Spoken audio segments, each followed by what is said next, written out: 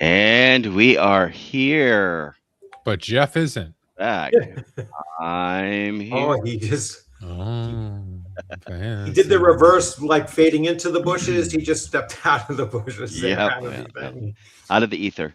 Yeah. Any rate, good evening, everybody. I guess I should pull up the chat and see what's going on here, huh? Right now it's Cam.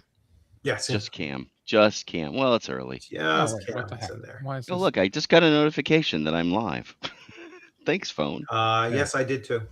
So And I just got one that you're live.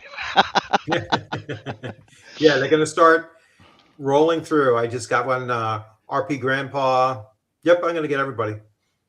Mine still says offline. Yours says offline? Yeah, when I go to... Oh, now it's just streaming. I don't know. Whatever. Restream's weird. I don't know. Yeah, mine says. Can we not type in chat? Not in Restream. Not in Restream, you can't. What is this Mickey Mouse shit? So that's why I open up. Well, no, you can only type in your own Restream. Yeah. You know, they don't have that opened up on this. You know, they need to. That, Yeah. highlight, honestly, like only Dethangels can highlight too, correct? yeah. Cam can too if he was Oh, logged Cam. in. All right. Because Well, Cam. good evening to my people that's already in my chat. Yeah. I So I'm going to shout out. That's why I have YouTube opened up too. Hey, Murder as a matter of fact, I Syndicato. got to open it up on this Hungar. end. Hey, Shell. Hungar. You gonna help me out with Smoky Shell Con, back. right, Hungar? No one's There's helping you out with Murph. Smoky Con. What's up, brother? Pseudo. Andy, Mac, good gracious. Now, Hungar, you know Hungar needs to follow my channel too. You know. There we go. Whose channel's he in? He's not in mine. No, he's in. He must be in Rich's then. Hungar? The chosen one. Yes, he might be in mine. So Maybe he's shout in out to Cam's. everybody that is in mine. Maybe he's in Cam's super secret channel. Cam has a super secret channel. Oh, of course. I'll bet you Cam is secretly like, I don't know, PewDiePie or something. There we go. So, There we go. how's everybody doing? Doing good. Doing good here. I got to hang out with you last weekend, Rich. That was I fun. know. It was you got to play in one of my games, and we got to have too much drinking on that Saturday night. We slammed back quite a bit there. I was fine. I don't know. I don't know. I don't remember. I don't recall. You were, huh? It was a good time. It was a very, very good time. It was a great. You know, that's the only convention that I go to where, you know, they don't have an issue with, and they have the chairs and couches and whatnot where you can just huddle around in a hallway and just, you know, have some drinks and chat up until, you know, 2:00 in the morning. We did that one night. It was like, all right, it's 2:00. I'm getting up in 4 hours. Let's call it a night. But it was a great time. I absolutely love it. I've been telling people, I've been encouraging other people to go. You know, people that I know that are great game masters and stuff. I've been telling, hey, go to this con. You're going to really enjoy it. So looking forward to next year already. And Agile Monks, got to mention this. Wow, that's a huge chunk. That is massive. Yeah, that is. That takes up a whole big part. I just invited him to, him and or his son, if they want my Sunday night stream. I think there'll be 3 days left, and, you know, hopefully we can push him over. He's really close. Yeah, $711 more. It's like 700 or something like that. Yeah, he's real close to hitting the. He's real close. So I want to, you know, I just sent him a message in Discord. Hey, if either of you want to come on Sunday night, I have no other topic for Sunday night, and they're welcome to come on. We have BK Gibson coming on Sunday. James, what are you doing? Somebody tell Jeff shrink the size of the nameplates and stuff. No, that's fine. Oh, you mean they're too big? Well, they take you're sitting too low. you're sitting too low. They take up half your body. That's fine. They can hide my body. James, I'm going to go ahead and venture a guess and just out on a limb. I don't think anybody's going to watch this show for our bodies, buddy. I know. Nameplates is too big. I am all I mean, you know. this man. Click the small. Where it don't take up all the damn screen. It Look wasn't- at my A cup here. Maybe Yeah. it's a B cup. it's just, I mean, shit. Jeff, it might have been an A cup 40 years ago, bud. Don't you have a small option on Restream? When he puts up the post, someone's comment, it then eliminates all of them anyway. I mean, I can turn them off if you want. No, I'm just saying. I know on StreamYard there's. It's like right underneath your chin, RPGrandpa. I What? can't So, win. I can't. You have to win. raise your chair up a little bit. You need a, Yeah. you need a phone book. You You need a phone book. Sit up straight, you manlet. Well, you know what the hell? You got these big ass nameplates for? The better to see your name know. with, RP It's for the Grandpa. visually impaired, right? For us old Maybe timers that- with glasses. Maybe that way I won't call you RPG Grandpa anymore Does because I can see it's RP No. Grandpa. You Does probably still Restream will. not have small, medium, and large? Oh God. I don't know. It To be It honest. does. It does. It does. What is shrink 'em? No, Well, let me it go lets you find change where the hell- I already got to endure probably half the stream listening to y'all talk about your cons that I didn't go to. Least Well, you can do is humor the old man. Look, give me a damn All right. minute. So he This has a ain't rocket point. We surgery. shouldn't talk about stream or cons the entire time. It was a lot of fun, though. I think honestly, it would be fun, Rich, if you, me, and Jeff at some point did one just to talk about the cons. Yeah, But- Sure. maybe Saturday. Jeanette is off. Uh, Jeanette is off Saturday, and I think I'd like to get her on the stream too. From a If it's early enough, I Yeah. can do it. But I've got Chubby's game at 8:15. oh no, it Central. would probably be sometime in the afternoon, maybe. Well, we got Wow. our stream at 5. Yeah, in the afternoon, it's possible. In the evening, I have my game. I have my OSE Old Dwarf Yeah. campaign, which I'm looking to revitalize. So We could do it at like in 7. the afternoon, Eastern. is a possibility. Yeah, afternoon. Or as long as it doesn't interfere with me and James having our hangout, because I like those. That's when I get to sit in my garage and smoke a cigar. Mm. Chris Moneymaker asks, "What's the topic?" Jeff, what is the topic? Well, I know what the topic is. I know what the topic is. Make You your introduce goddamn nameplate small. That's not the Yeah. topic. That became You do not know how to do that. So James had a good idea that I really liked, and it was discussing the high-level options. Specifically, he mentioned specifically BECME, but I think you could easily expand that to the high-level gameplay options in a variety of D&D. Third edition. Nameplates, Jeff. Jeff, We see the fucking book. Make the nameplate small. I'm not gonna shut up until you do it. clearly, I thought the topic was going to be. Or just turn them off. Shit, if you don't. well, there's a couple. Three at conventions, but I mean, yeah, we can talk about all that stuff. We got yeah. How about- let me work on the nameplates here while spare before. Cam and James the convention talk. There you There, go. there you go, James. Self behind me. I ain't getting up because I'm in my boxer. So Really? Why don't any of you ever wear pants or shorts? I got I mean, You, you know, Tankar, Joe the I'm- lawyer, probably Greyhawk Grognard, constantly. Like, oh, can't get up, not wearing pants. So you forget what it's like to have a toddler in the house? nameplates All right, are kid. small. He's Turn still the working damn on it. things off. How is this? This ain't rocket surgery, Jeff.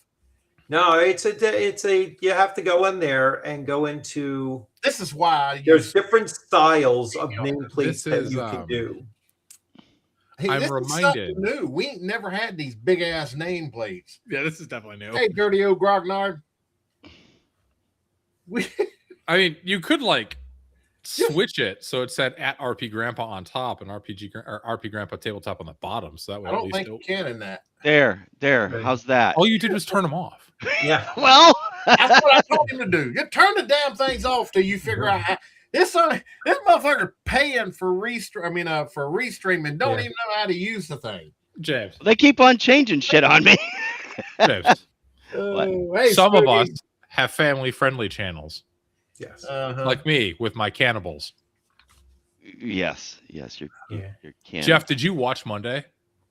No, I have not, and apparently I need to. You do. I was told last night I need to. I played Darling Deck, and I think I did a pretty gosh darn good job. How evil did you make me? Seconded. Imagine if like Jar Jar Binks was a Sith Lord. He is, isn't he?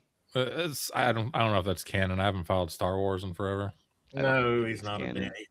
He captured the essence of your character, I think, Jeff. I thought I did. I can deal with Jar Jar if you compare him to the sequels. Jar Jar is awesome compared to the sequels. That's true. He is. I would take 1,000 Jar Misa Jar. love Jar Jar, but Misa hate the sequels. Anyway, I'm freaking dead. So anyway, the topic was going to be high level play. That was one of them. That's the one that James suggested. So I wanted to touch on the Paizo bankruptcy stuff, and then there was Cam's thing that apparently it's still going on. The controversy, pundit posted something today. I saw too. About what? About the role versus role playing. Well, I don't really. Oh, from Critical I know Role? you. Yeah, Critical Role when he says, "Hey, I'm going to hand wave dice rolling for certain things because they have a good idea." I'm going to harp on that for a second. How is that controversial? This is a normal thing in the OSR. Yeah, but he does it one time, and the whole the 5e community flips on its head. Well, they act. See here. Okay, here's the thing on that. Right. First of all, you're absolutely right. We've been doing it forever and a day. Yeah. Right. But That's not the point. That's not the point of skipping a roll. It's the DM's personal feelings, his little fifis, because he was so impressed by the performance. Is what the problem is. A referee making a judgment on play, not player, is reasonable. The DM made a call without dice. Ooh, that's not the. I'm so damn tired. No, James, is not the point. You're missing the point. It's his personal feelings is why he did it. Do you want a DM who says my personal feelings are what is refereeing this game? Have you ever played Vampire the Masquerade? All he said no, and there's a reason for that. And I didn't actually, hear him exactly what he said. I did not. Well, I don't watch it. Well, that's the exact point they made. I'm sorry to interrupt. That's the exact point they made, and they're making it for a reason, and that's because that's what they want the game to be: is a little story time. Yes, that's the whole point. This was a whole fake thing created and put on Polygon and all this other crap to promote their 5e garbage non-game stuff. It's not about making a decision as a GM that everybody agrees can do, right? Right. In all fairness, the whole damn Critical Role thing is scripted anyway. Yes. Everything that's going to happen before it shouldn't be a shock, to anybody that. And it's just like that whole thing. Like most of it is scripted. There are parts that aren't, but most of it is scripted, or at least when it's arced out. The story even as was thing without the dice roll thing, whatever the hell is going on with that they knew ahead of time that was going to happen. Absolutely, the whole thing was scripted. God. Yes, the whole thing was a big act to push their garbage. And people look at that like that's Dungeons and Dragons. No, it's not. Well, they also tried to claim like, oh my God, this is earth shattering. No, this has never happened in D&D before. For the first time ever. Not rolling a die. No, that happens all the time. Now here's another. That's Wizards of the Coast, and that's the 5e crowd that is more of a fans of Wizards of the Coast than they are of D&D, and they like to think that they're always, they were the first. It was like it never existed before 5e. How stunning and brave of them. There's so many of them that just They don't understand it, and they'll be like, well, this is a connection to 5e. I mean, they talk about Shadow Dark all the time. It has advantage and disadvantage. Sorry, advantage and disadvantage came out in 1993. Are they still into the odd? That introduced that exact mechanic. All right. If you want to talk about inspiration points, that came from James Bond Victory Games, 1985, was it, or around there? Maybe it was even 83 as well. All right. That it was. All of those things were there decades before. Aren't they still pre-recorded though? They quit doing live. I know that. Yes, they've been pre-recorded since COVID. Mm-hmm. They're still pre-recording.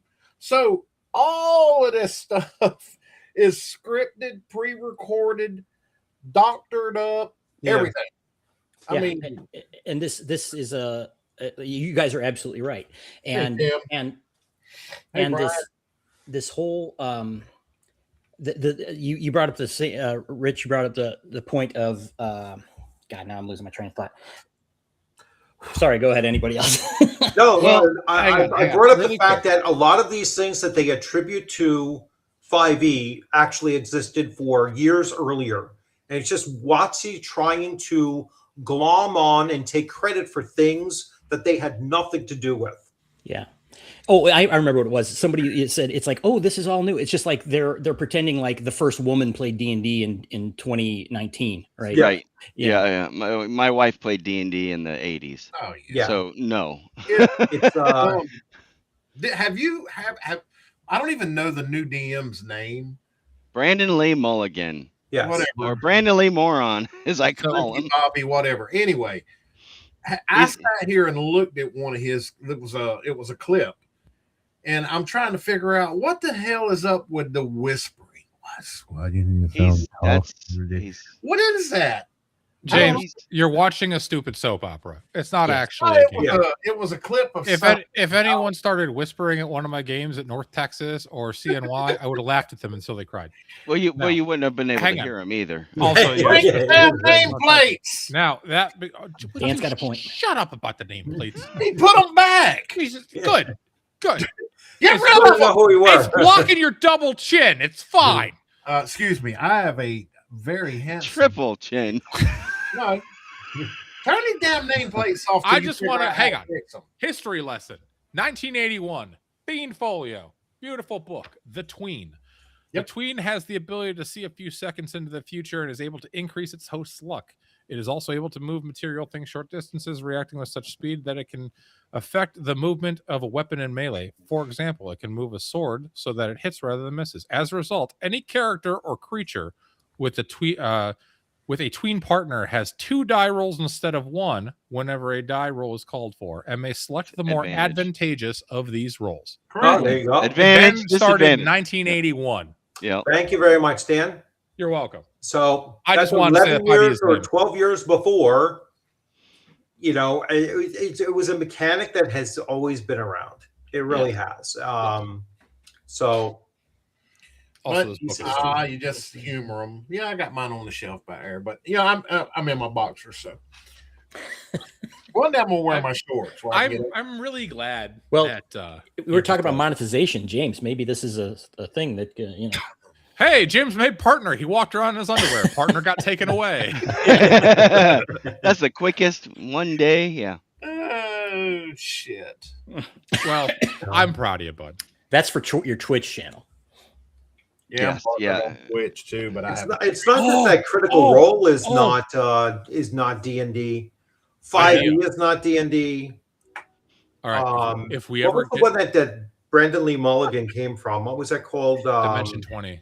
And before that, it was he was College Humor, wasn't he? Yeah, it was one of those stupid Flash websites. He thinks he's a comedian. He's the most unfunny comedian I've ever heard. So because Rich mentioned, or maybe Jeff mentioned Twitch, what we should do. We're on Twitch. But we should do a Twitch only special edition where it's a hot tub stream. Wait, did I get hot tub? Well, you'd have to do that. Only Dan wants to see that. Dan, nobody else wants to see that. Yeah, we're on Twitch. My Twitch is live. You do not want to see any of us in a hot tub. No.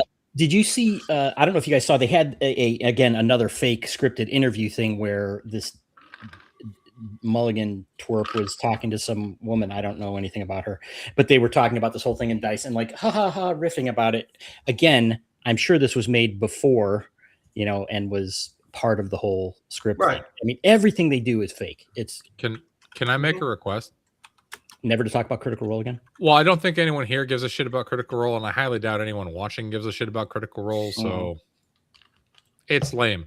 Moving on. Yeah. Move on. Yeah. Jeff brought it up. Good job. I didn't bring No. I brought up it's all about it's regardless of Critical Role. This is the first time ever. You brought up Pundit commenting on it, which I also don't give a shit about because he's a putz too. So I like Pundit. It's a turn the nameplate off. If you're going to talk about it from just the perspective of, should you views expressed by the guests or do whatever not necessarily representative of. There's times when you shouldn't have players making die rolls. Agreed. I mean, the whole thing with like doing a perception check is just to me ridiculous. It's a broken mechanic right from the get-go. I agree. All right, you're metagaming at that point. It's like no, if the player character perceives something, they're going to say what they're doing and looking at and whatever, or trying to hear or whatever, and that's what you respond to. You don't have them roll for it. Put them back up a second, because I fixed my name. You fixed your name. Oh, now you want them back. I figured out how to do it. There. Now. Motherfuckers. Who exactly were you flipping off? Me, apparently. Now, let's get into it. All right, you good? You done with your little... Well, we're living up to our name, at least, on this. Isn't that what Cam just suggested, like, I don't know, 20 minutes ago? Just turn off to take away your name, or was that you, Dan? Somebody suggest. Oh, look, you turned off your own name. That didn't work. See, now you know how to do it. You can turn off your own damn name. And Dan, we're not even 4 shots in like we were that Saturday night. No shit. Oh my God. I haven't had anything to drink. Oh Lord. Let's go get something if this keeps up. Y'all are nuts. I love you. Well, I got beer in the fridge, but it ain't cold yet. I got my shot glass. Just I watched about 30 or 40 episodes of Campaign 1 until they got into the political shit. James, no one cares. I don't know what we were talking about. We're moving on. We're moving on to high level play in Backbait. I got my book. This was your topic.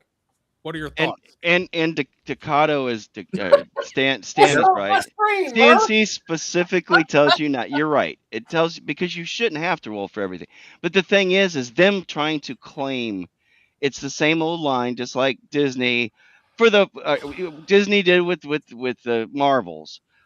For finally, there's a female superhero. Blah blah blah. For the first time, I'm like, what about Linda Carter? What about all these? Yeah, it's them claiming to be the first. Been a lead female in an action movie. It was like, all right, tell that to Linda Hamilton, right? You had Aliens. There's a Sigourney Weaver. You had all of these women that were lead. Lead or Sally Field back in what was that? Keep poking the bear, Jeff. Yeah, I mean there was just tons and tons of examples of it. It was like no, that's not something that happened in 2012. It was something that's been happening since 1972. It's like it's just crazy. Origins is this week too.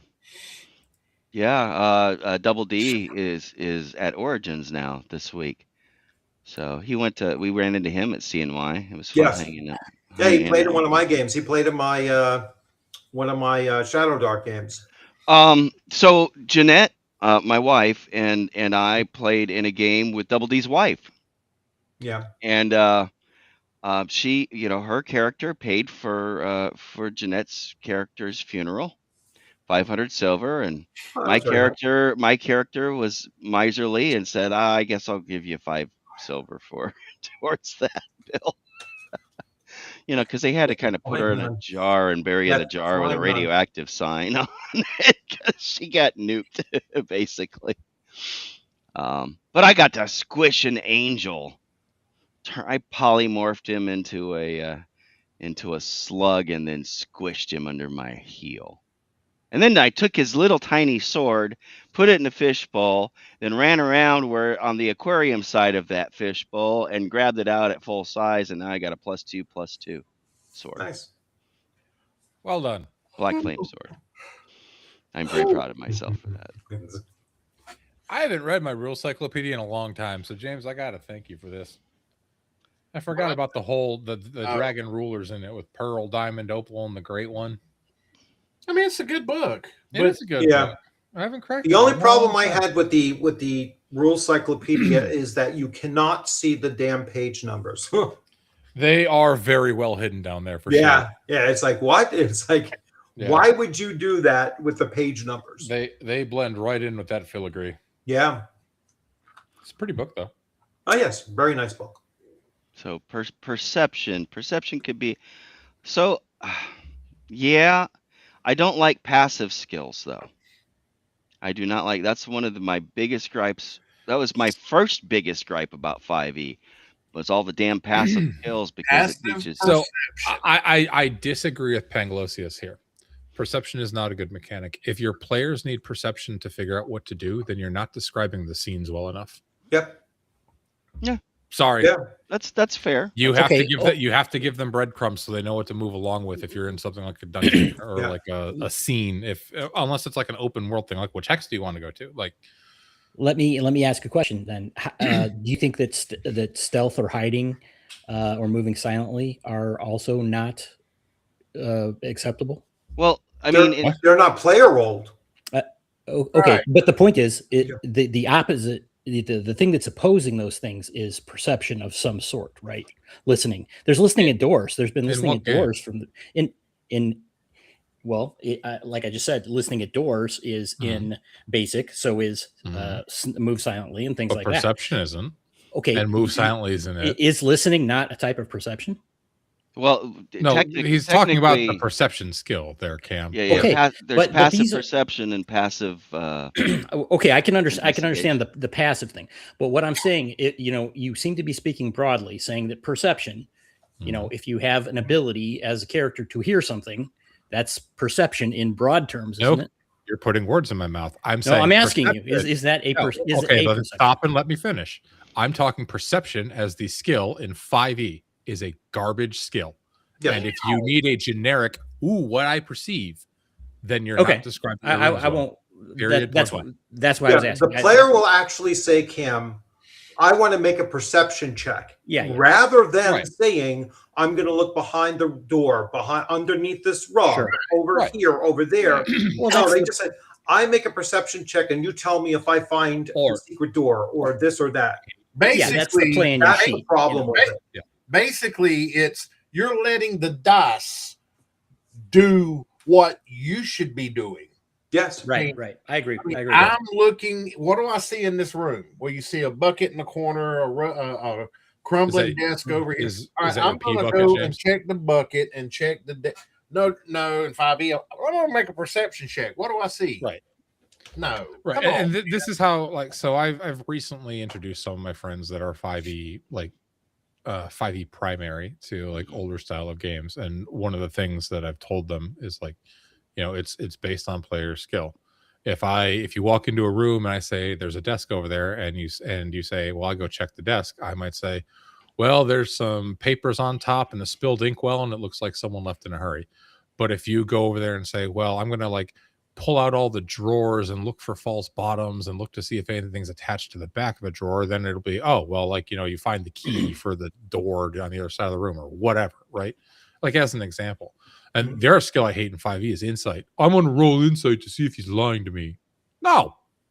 You decide if he's lying to you and act accordingly. Well, this actually... This came up with Mike 5e with a passion. Oh, my God, I hate it. How did we get on 5e, by the way? Was that in our topics? No, because Pangalosia said perception in chat, and I got triggered. Oh, Meanwhile, Shadow Sun comes to Kickstarter. Wait, throw the X up. Hey, no X cards. I'm gonna hide you. Shadow Sun comes to Kickstarter in August, and it's going to be awesome. Well, not to belabor the point, but when Mike Merles commented on this, he said, "Well, if I wouldn't call for a roll when somebody was like they unscrewed the bedpost or something and found the thing hidden in there." But that's an objective thing, right? It's like, how could you miss it at that point? That's completely different from just saying, "I walk into a room, I search." Yeah, saying I search the room and then roll perception or roll investigation. Who was it that said that? If someone had to roll a perception check, the DM wasn't describing the room well enough. That was Dan. That was me 3 minutes ago. I mean, was it 3? I think it was. This conversation was more than 3. When he said that, it's as simple as that. That's why you have a dungeon master.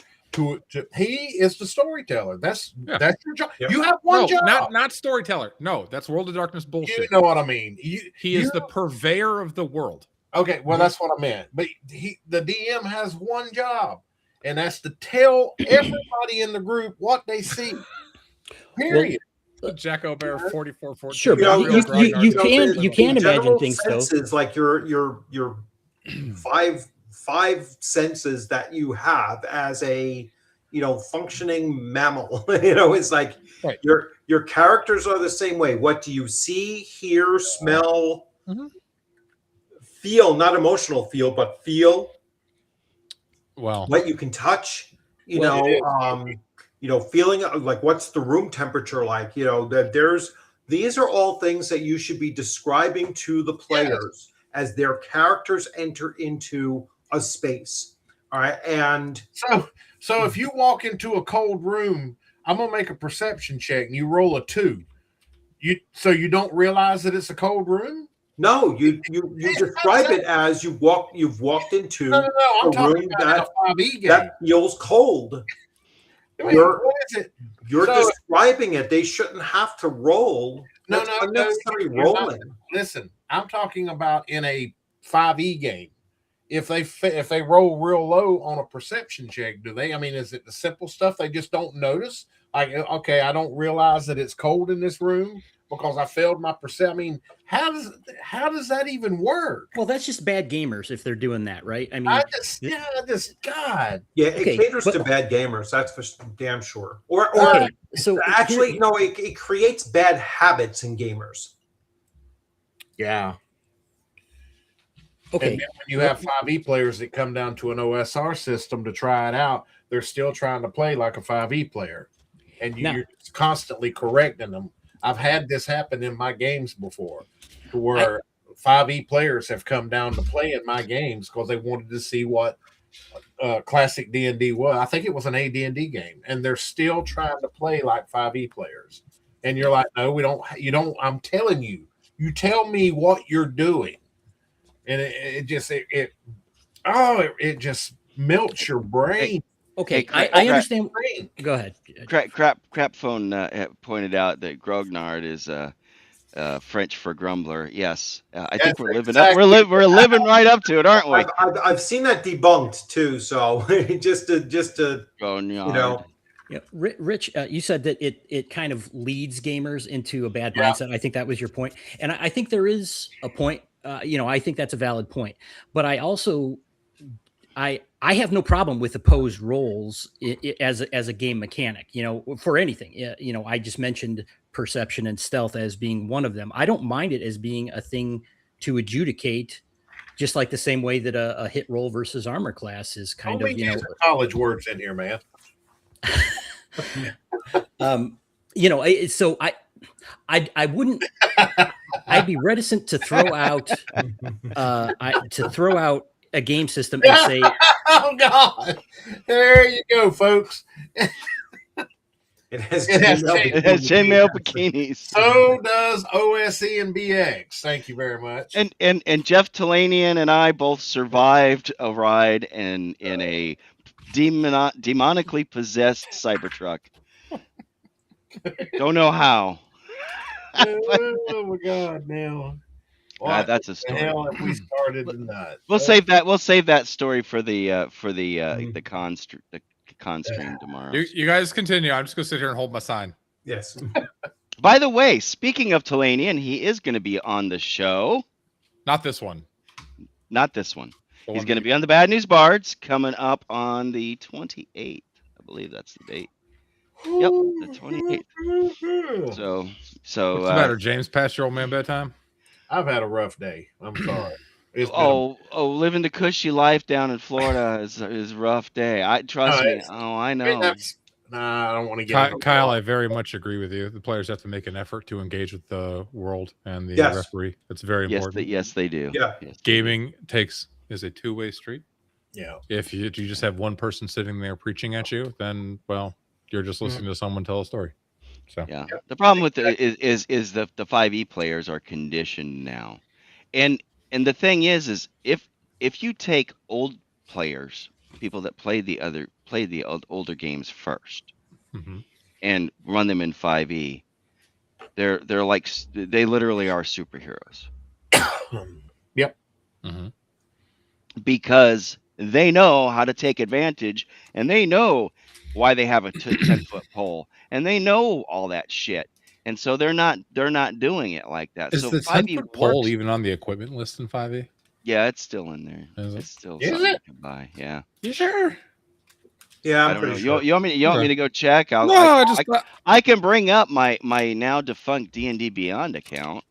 No, I can look. I think I still got the PDS for the old 2020 or 2014, but no, we're talking about 5.5. I deleted all of them. I don't even know what we're talking about anymore. The important thing is I made a sign, and my sign is awesome. Oh no, I didn't delete them. All right, the best sign in the history of the show.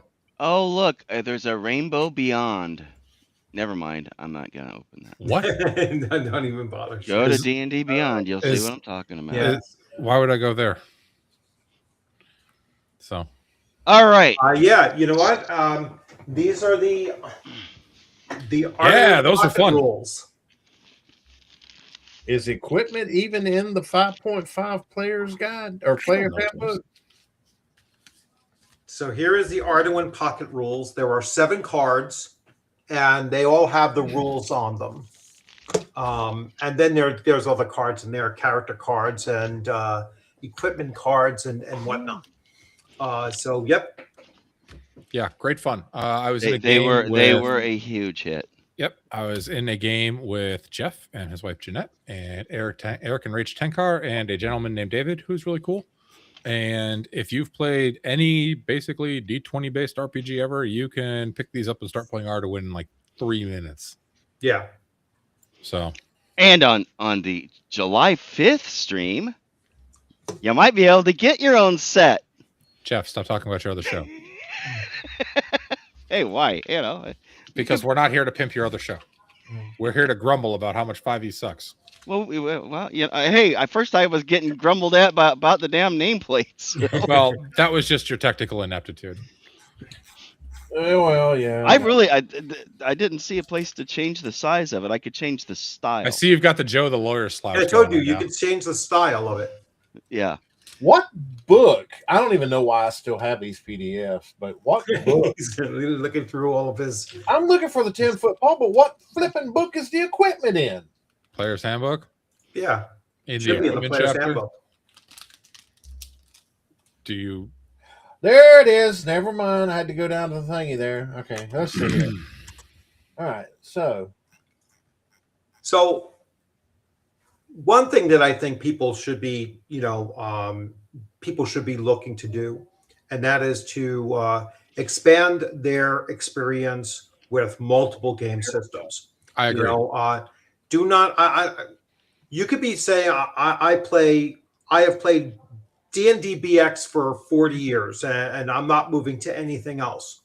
You will never become better than what you're at now and what you've been for 40 years if you keep on doing that. There are so many great ideas out there that you're closing the door on, regardless of what game system you have. You have sunk yourself into on a near permanent basis. There's It's why when I look at a system, and I've said this to people that have that have created their own game systems, right? And I've said to them, I was like, listen, I play your game, I run your game, but I put like 3 other games components into that. All right, and that's how I run my table. I bring 3, 4 different sources together because no game system is perfect for my table. And that's the key. It is a it's an individualized thing. What works at your individual table might be radically different from everybody else's table. But if it works, it works. That's what you're going to do. That's what your players want to, how your players want to play it. And it's just don't get pigeonholed into just one game system. Yeah, the 5.5 does have the 10-foot pole. Yeah, and I'm sure back in the day, people were complaining and saying, I'm not moving on to, second edition, or I'm not moving on to, these other things. And again, you kind of miss out on some stuff. Now, Jeff, I see you're playing there with your little sword. Did you get the bigger swords? Well, since you mentioned it, maybe. You mean that one? Yes. Yep, that one. Yeah. I've always liked Conan's father's sword better than his Atlantean sword. Little bit of a difference. Which is why I have it on my wall behind me there. Little different in size. That's not a sword. That's a sword. Yeah. Yeah. Hey, Stephen Kennedy. And I actually he called me today. George called me today. I talked to him. He called me just out of the blue. I was like, "Oh, hey man, what's up?" And he was wanting to know how everybody liked how everybody liked the game. Really, what they really thought of the game. I'm like, dude, my wife loved the game. That was her favorite game. Was the Arduin game of the ones we played. That was her favorite. So I said, you got a stamp of approval from. She's not quite a normie because she does game, but of compared to like Dan and myself. Hey, Vet. George.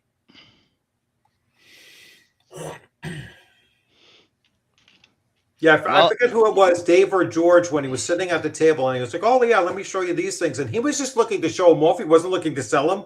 I've never taken $20 out of my pocket that fast. I was like, "Just give me those ones right now." Did they sell them? Did they sell the big ones too? Oh yeah. Oh, okay. They were $10 each.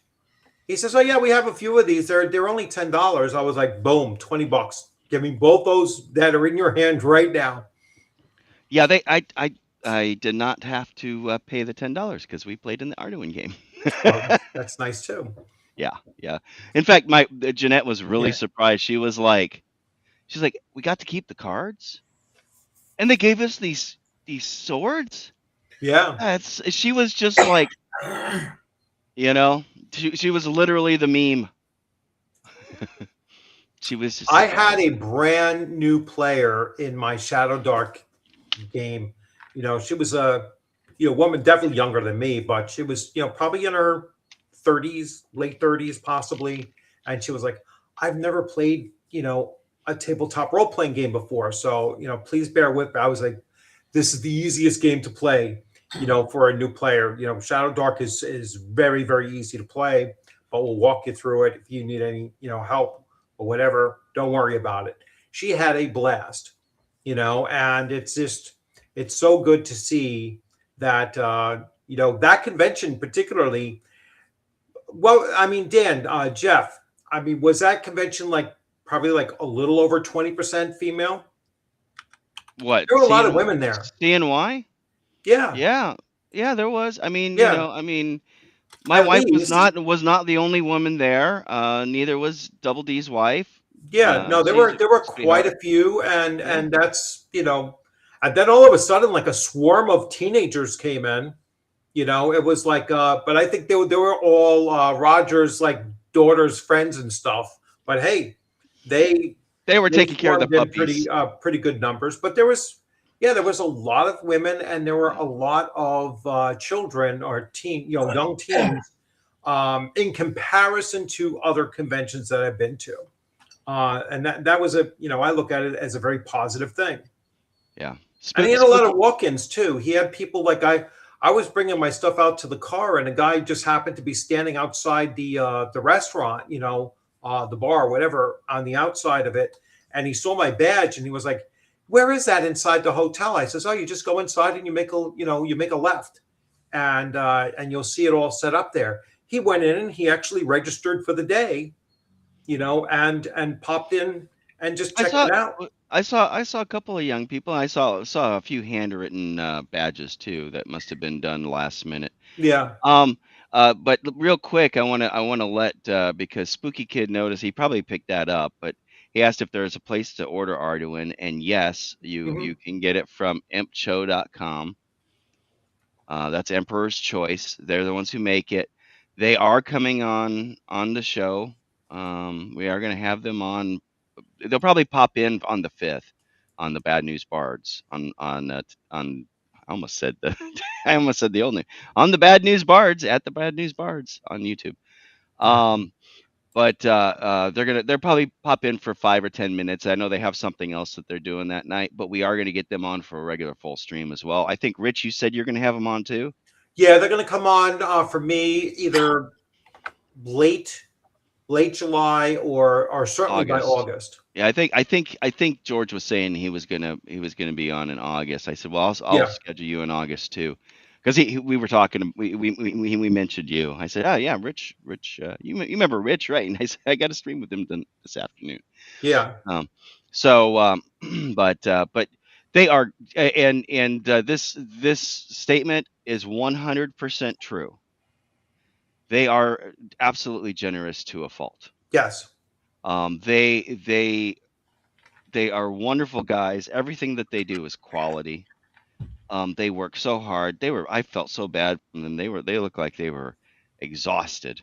The first day they looked like they were exhausted just from putting the stuff together. Yeah, well, they have the biggest display there. They did. They literally, what would you say? Their area probably took up 4 normal spaces. Yeah. Easily. And it high quality.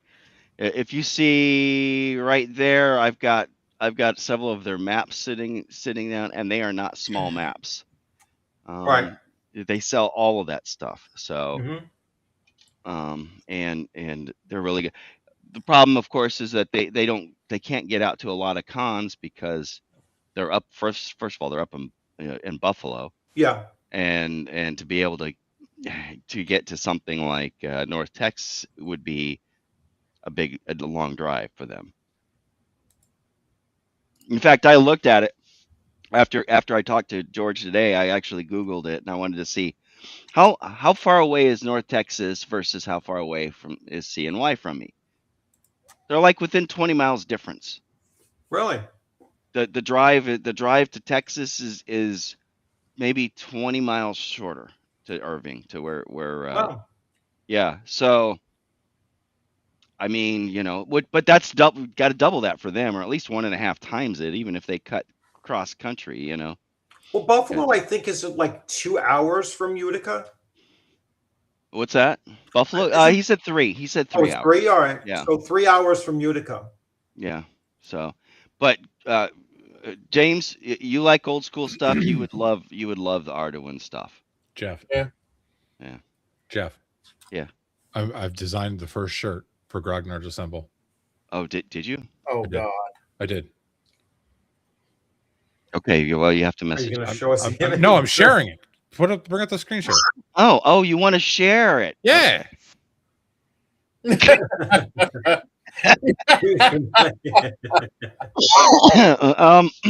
just said we might have some issues with licensing, both from Wizards of the Coast from Talanian on that. No. I'm not selling it. This is for me. I'm just gonna wear it every single show.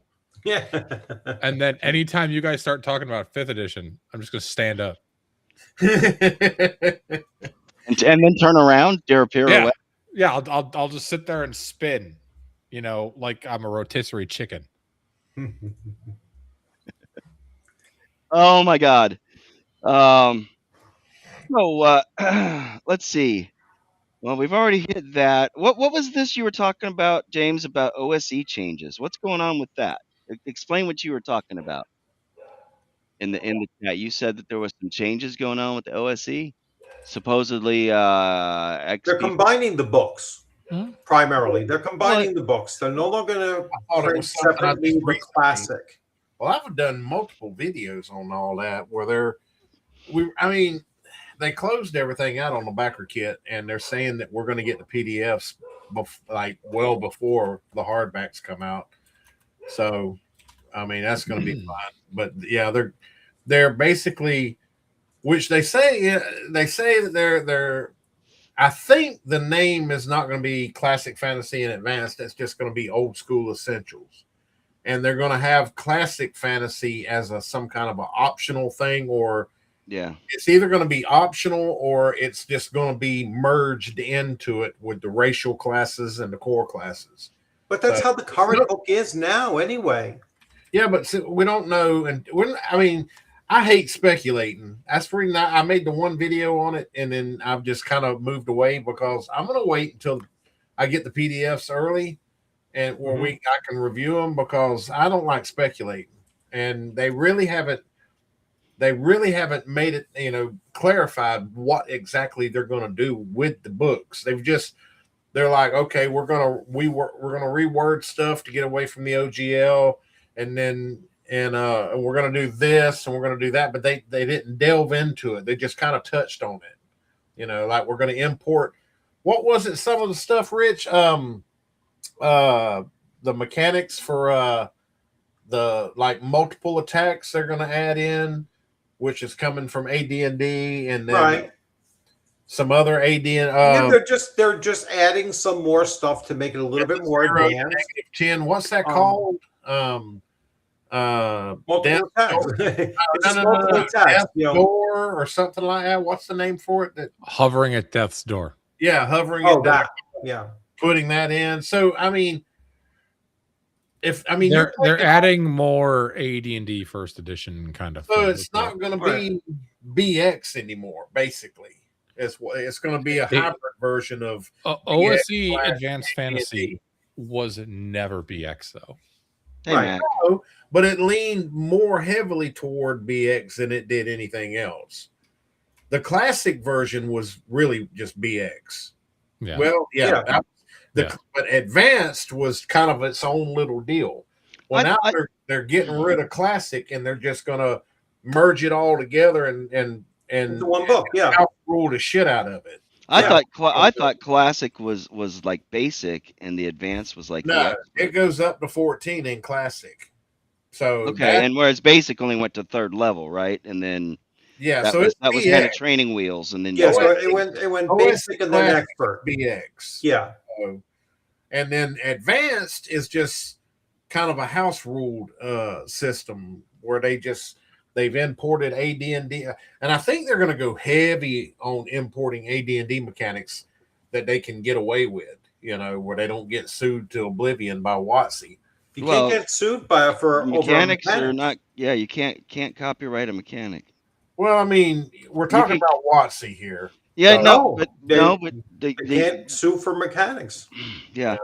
What they could do though, they have to make the verbiage distinctly different. Yeah. Because that you could get. That's where they can nail you. So you have to make sure you say the same thing in a completely different way. I just don't know how I feel about them. They're going to be doing a lot of rewording, I think. So how are they going to do the spells? You're going to they're going to have to change the names of them, dude. Just like Castles of Crusades did. Everybody bitched about that when CNC did Reforged, and that's why they did that, was so they didn't get sued, right? Because because that's why they changed Magic Missile to Magi's Missile or whatever.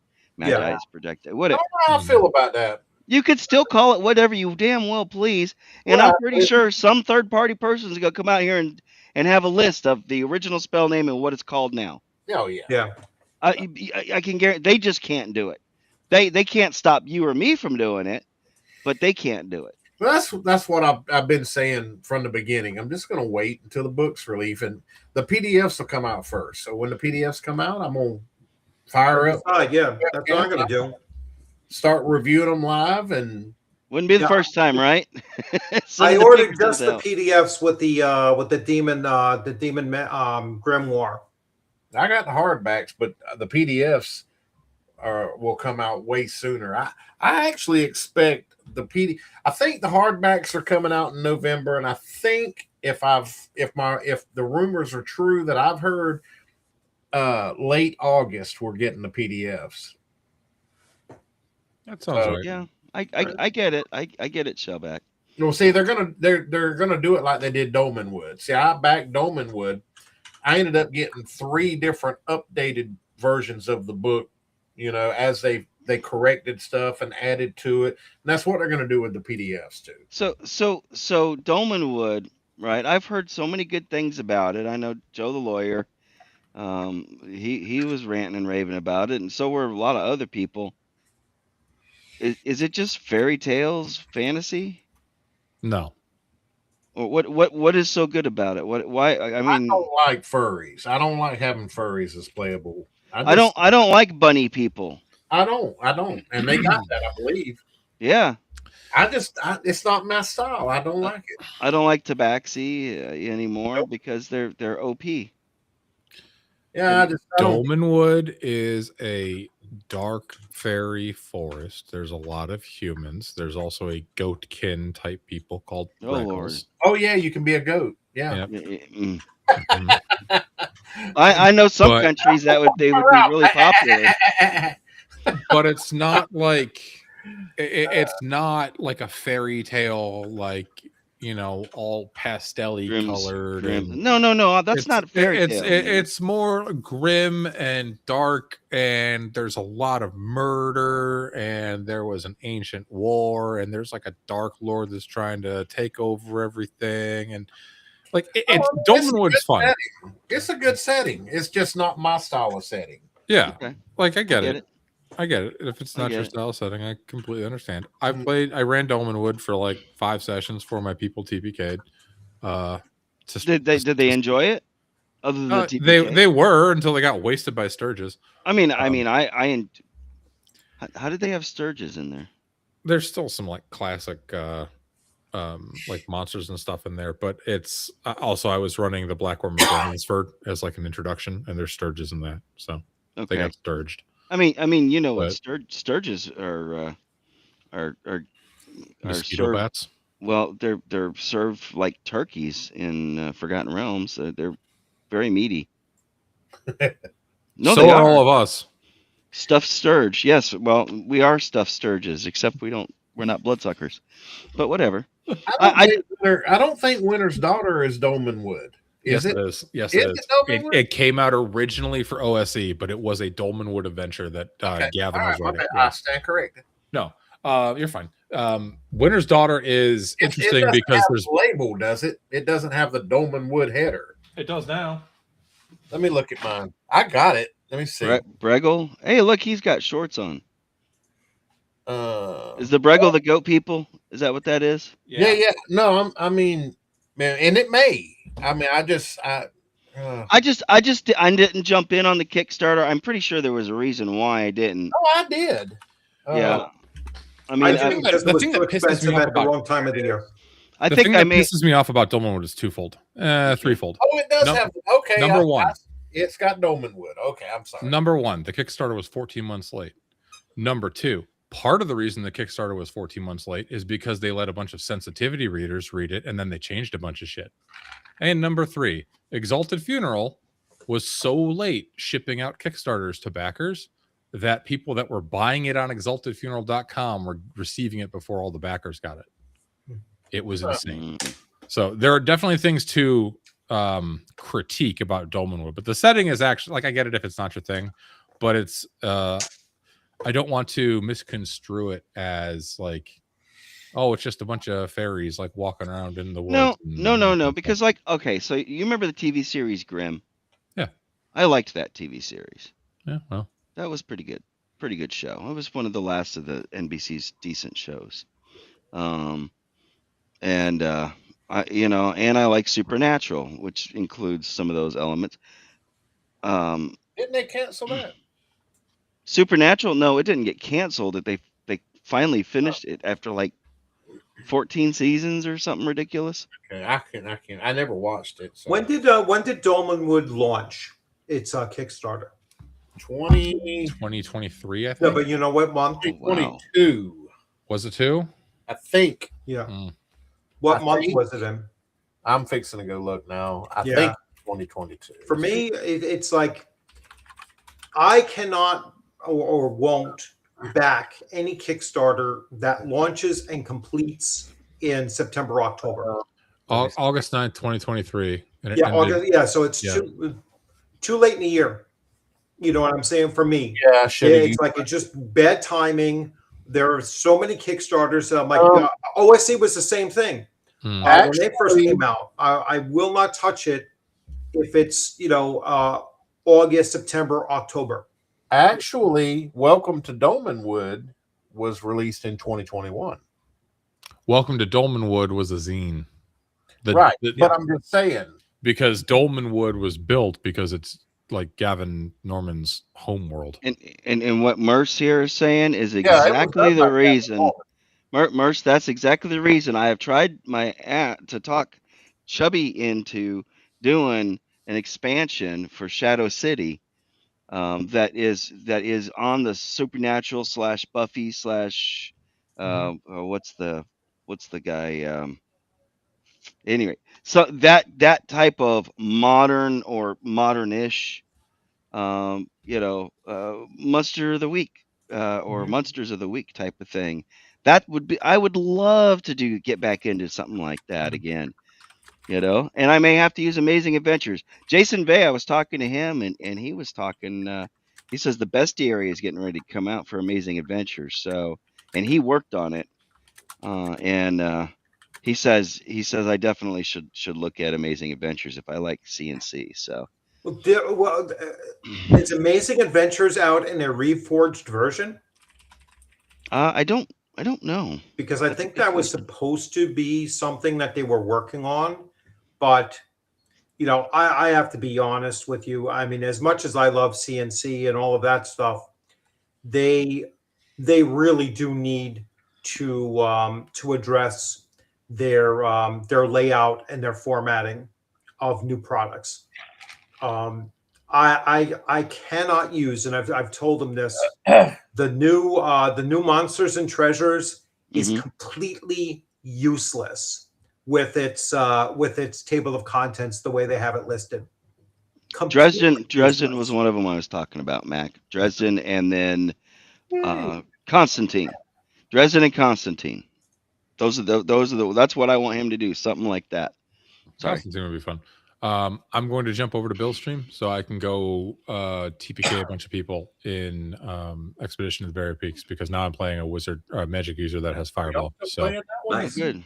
Have a good one, Dan. They TPK'd last week, so yeah, that was fun. So. All right, Dan, we'll see you in a bit. Yeah, I'm looking at some of his things. Ducato, I'm looking at his. I'm looking at his other game here. Actually, his his other game. I'm going to grab that in the Leatherbound, because that comes with what was his other game? Not Night Shift. It was the other one that I was looking at. Jason Bayes. Oh, the sci-fi one. Yeah. I looked at that one too. I went ahead and I got Night Shift. Yeah, I'm going to grab the sci-fi one. I also want to grab Blackwall Games Dropship. That was a lot of fun to play. Have that. I've got a box. I've been looking through it for swords and stuff because you mentioned them, but actually I've got a lot of stuff in there to pull out, including a couple of things that I'm going to be doing a giveaway on the 5th for. Hey, Yes. Roy. No, I can't. Yeah, 13 parsecs. Yes. 13 parsecs. Yep, that's it. Yeah, which I scared the shit out of him because when I saw 13 parsecs, I was like, did Modiphius have that same title? And he was like, you got to be kidding me, because Night Shift has a game, although it's a board game about from like New Zealand or something like that. It's about a bordello, so it's like a board game for women of the night kind of board game that's called Night Shift. So you're playing the third shift prostitutes in a board game, which I was like, all right, that's a pretty interesting thing. But when I thought it was the same title, he was like, oh, please don't tell me that. So I had to look it up real quick, and they're 5 parsecs from home, and his is 13 parsecs. What is it, in space or something like that? Jeff, I have an off-topic question. Sure. When you turn around, your whole green screen turns with you. How are you? What is that? His green screen is you've got that attached to your chair. No, the camera moves. What? It's a moving camera. Oh. It's a PTZ camera. This is not a cheap camera. I mean, I just don't have a big enough green screen, so you can see where the green screen ends and the wall begins, or my ham radio gear is. No, I'm not criticizing. I'm just like, what the hell's going on with the green? Okay, all right, back on track. Well, you asked. I turned it on because I was leaning down like this, and it's nice it'll follow me down here, or if I sit up here, it'll adjust. But if I turn off the AI, see now. Jason, I think Night Shift was also it was a video game too, right? I think there was a video game, like a Sega CD video game of Night Shift as well. Well, I mean, yeah, I don't know what. I don't know what. I don't know. Movie. I mean, it's a pretty common term. My wife works the night shift, so right. You can't necessarily copyright a common word. So, but Oh, you got the leather-bound version of it. That's pretty awesome. I saw that. Yeah. And I'm going to get him on the show soon too. I talked to Jason, about coming on as well, because he not only did work for Trollord Games, but he's also done work for, he's got his own thing going on. Like we were talking about 13 Parsecs at Night Shift. And what's the other one? He has a few. He's got a couple of them out there. Yeah. Let me bring it up real quick. Elf-Lair Games. I thought of Night Court too, but that's a comedy. No, I think there was in the 80s there was like a Night Shift or something like that. Yeah, there was a show. Was that like the judge that rode a motorcycle or whatever? And I don't remember. That might have been Street Justice. I don't know. There was a whole bunch of shows. Oh, he has Wastelands. He has CD8 role playing. He has 13 Parsecs. Mm-hmm. And then I think Wasteland's a Night Shift. Those are the three or four game systems that he has, or games that he has out there. Wastelands, I don't know what Wastelands is. Well, his company is Elf-Lair Games, I think it is. Elf-Lair Games. I'm looking at it right now. Yeah. So you can go to elflairgames.com, right? And yes. I think and look that up here. I picked up a bunch of stuff. So yeah, I'm gonna have to. I've got stuff. I got stuff from Greg Gillespie. I got stuff from Greg Gillespie at North Texas, and got more stuff from him at CNY because they had more room. Yeah. And just in case if anybody's in there, I know you see Nightbot in there, but there is currently a Kickstarter going on, not just for Agile Monk. He's got 5 days left on his. Yeah. Everybody, we would like to urge you. Agile is literally the patron saint of the OSR D&D YouTube channels. Yeah. He's channels. Yeah, everywhere. he's everywhere. I'm surprised he is not here yet, but you know, and he is a super nice guy and super honest. And when he put on there, when he set his thing, he's not playing the game. He's not playing the Kickstarter game that most of them do. Most people will get in there and they'll set a really low bar so that they can say, we're funded in 5 minutes," and he's too honest to a fault, and said, no, that's not honest to do that, even though it would have probably benefited him in the long run. So, you know. And of course, Chris Moneymaker, who you see in the chat, also he's got a Kickstarter going on, and that's how he's actually selling his tickets for DarkCon. So if you're into Dark Sun, you want to meet Chubby Funster, or and if you're like one of the first 100 people, I think you're going to get a free copy of the new Shadow Sun. Cool. It should be out at that point. I think he's going to be giving it away. Well, Chubby will probably be at ShireCon in September, and so I'll grab a copy of that when I'm there. Yeah, it should be. Well, this is. I don't know if it's going to be out in September. It's probably coming out in September, I'm guessing. Yeah. Yeah. Because the DarkCon is in October. October 26th, I want to say. Right, Chris? Yeah. So and then sometime next year I'm going to do SmokyCon. So, Rich, I'm going to have to get you to go on vacation down here to Tennessee. That's a tough pull. I'm telling you, that's going to be a tough one for me. Yeah, I know. Well, you still work part-time too, right? So yeah, I still work part-time, and there's just what time of the year it's going to be. I'm looking at spring, probably sometime in the spring. Spring. I want to hit the June crunch because there's so many cons in June. Right. And plus, I want to hit those cons. I'm planning. Yeah, you want to go to those cons, yeah. Yeah, I'm planning on going to North Texas, and I'm planning on going to CNY again next year. I'm just going to take 2 weeks off, is what I'm going to do.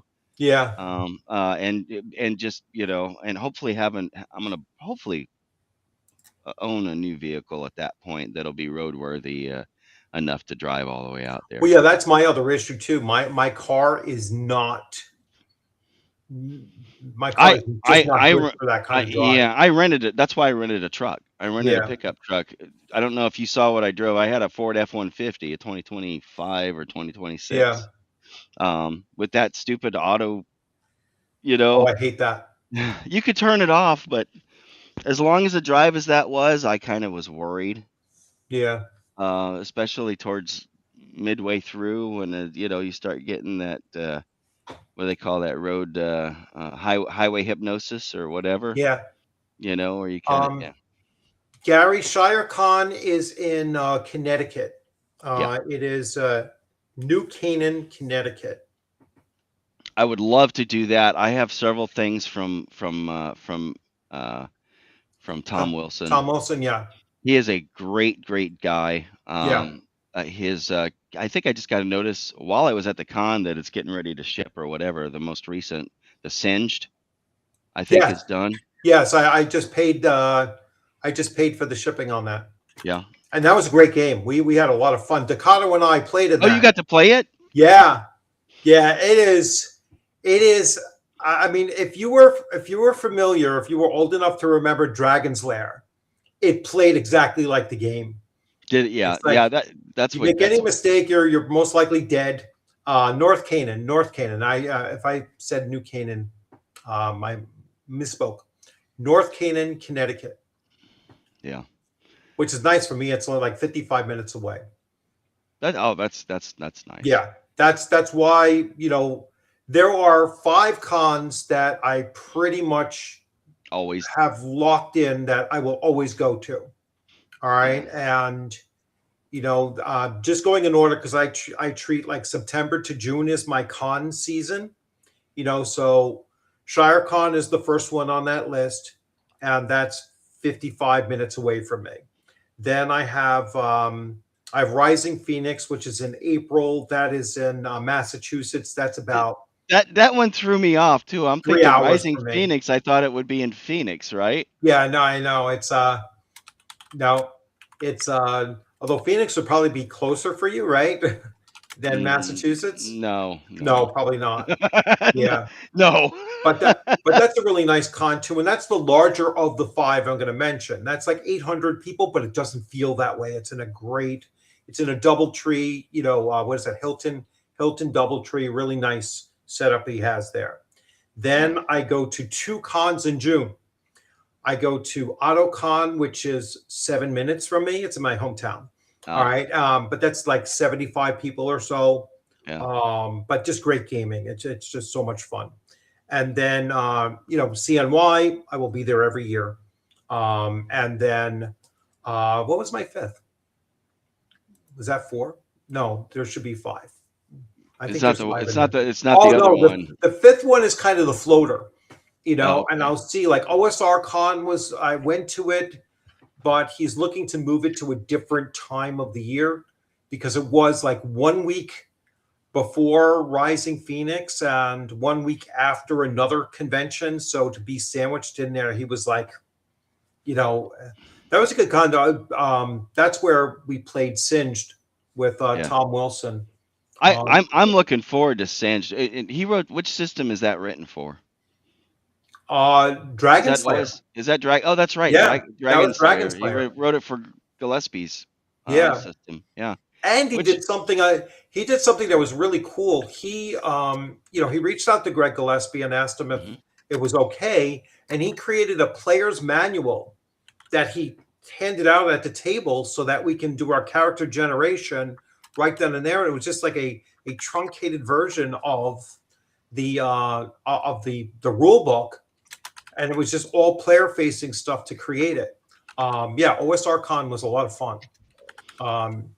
The only thing that I made a mistake with that was that I drove in, so it was like 3 hours exactly to get there. I played for 6 hours, and then it was 3 hours to drive home.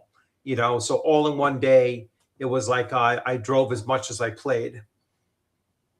Yeah. Yeah, I hopefully we can get James to get to some now that he's down there in Florida, so he's going to have some stuff to go to. From where he's at, I'm sure probably Jacksonville is going to have something, Tallahassee probably, and of course Orlando's not too far out of the distance for him. So I don't know if I'd tell him to go to MegaCon though. MegaCon, I remember sharing the damn ads for that place. Oh yeah, I'm going next year to MegaCon. I might 1 year go to, because I don't think Origins is that crazy for me to get to. That might be like 10 hours. It's only so Origins is this week right now. It's going on. It's going on right now. Yeah. Yeah, it started Wednesday, I think. Yeah, Wednesday. That's a long con. I would never go to one that I would feel like I'm missing out if I'm only going to like the one weekend of a 5-day, convention thing. Yeah. Yeah. Well, that's also kind of an industry focused event too, right? That just happens to have I think it's more like it's certainly more vendor based. Yeah. At least that's how I think of it. So Chris wants to know when. Well, as soon as I can get all the footage edited and the stuff, I'm going to do a stream on that. We're probably going to do a stream on Saturday. Obviously, we're gonna have the stream. I've got a stream with Chris himself coming up on Saturday. Jeff is fancier than I am. He edits his videos. I don't edit a damn thing. Well, yeah, but I don't put out a lot of videos. I do mostly live streams. So yeah, and I like to have guests on. Yeah. James. Yes. Oh. Speak up, buddy. I was talking to somebody in Discord. What are we talking about again? Who's from Blackwell? Let's see. I didn't see Blackwell come in next year. I got too much stuff going on this year. Yeah. I mean, literally. And my mom, she just bought a house 2 blocks away from me. I can get to her house on my golf cart in like, I don't know, 60 seconds. So I'm going to be helping her move, and I got to get probably somewhere around $3,000 to $4,000 worth to get my house re-insulated and get ductwork repaired. And the one you just bought. Yeah, but it's all good. Once I get it fixed, it'll be under warranty, and I'll be good. So it is what it is. I ain't mad about it. It's just, you can buy a brand new car and something will tear up on it. I know. That's why I want to buy a brand used car or a brand used truck. Oh, my truck's been paid off. 10 years. Mine's been paid off probably 7. It's a 2007 too. So, and I bought it used. Mine's a 2000, but I've done a lot of work to it, lift kit and off-road tires and all kinds of stuff to it. So, are you one of those guys that has those trucks that ride like this, that are illegal in North Carolina and Tennessee? I got a 2-inch lift kit on mine because it just makes it look more muscular. And it got Flowmaster exhaust on it. I have to show you a picture of it. I still got people. One of the Amazon people delivered my package day before yesterday and was like, "You selling your truck?" No. But I don't drive it nowhere. Yeah. I haven't drove my truck in 3 weeks because I can get everywhere I want to go on my golf cart. So, I could probably drive down to my mailbox in a golf cart. That might be worth having one for. I was just gonna be like everybody else in the South, though, get a 4-wheeler. Or live dangerously and find an old 3-wheeler that still runs. I got a nice golf cart though. It's street legal in there. It's lithium powered though. It's not. It ain't street legal here because there ain't no street that you could drive it on except my driveway. Yeah, where is Origins? That's in what, Ken? That's in Dayton. Oh, that's in Dayton, Ohio. Yeah, I think Origin, or no, Columbus. It's in Columbus. Yeah, I got to get with Delver and find out what we got down here, and see. I don't even know if does Delver go to Bill go to conventions? Does he ever? Does he actually go to conventions? Yeah, actually, he's going to EdCon in July. Where's that at? That's in Lake Geneva. That's Heidi Gygax's. That's the E. Gary Gygax convention. That's I got. Damn, yeah. He's gonna fly up there, then. Okay. He's a special guest. He's buddies with them, so he's gonna be a special guest up there. So, he went to a couple of cons. Yeah, I got to find out what we have down here. But he's hit 10,000, so I think it's 10,000 now subs. So he's going to be putting on the a con, a real life con, next year, I believe too. So Columbus, Ohio. I finally, man, this thing was slow. 9 hours and 25 minutes. That's actually doable for me. Columbus is probably about 5 hours from me.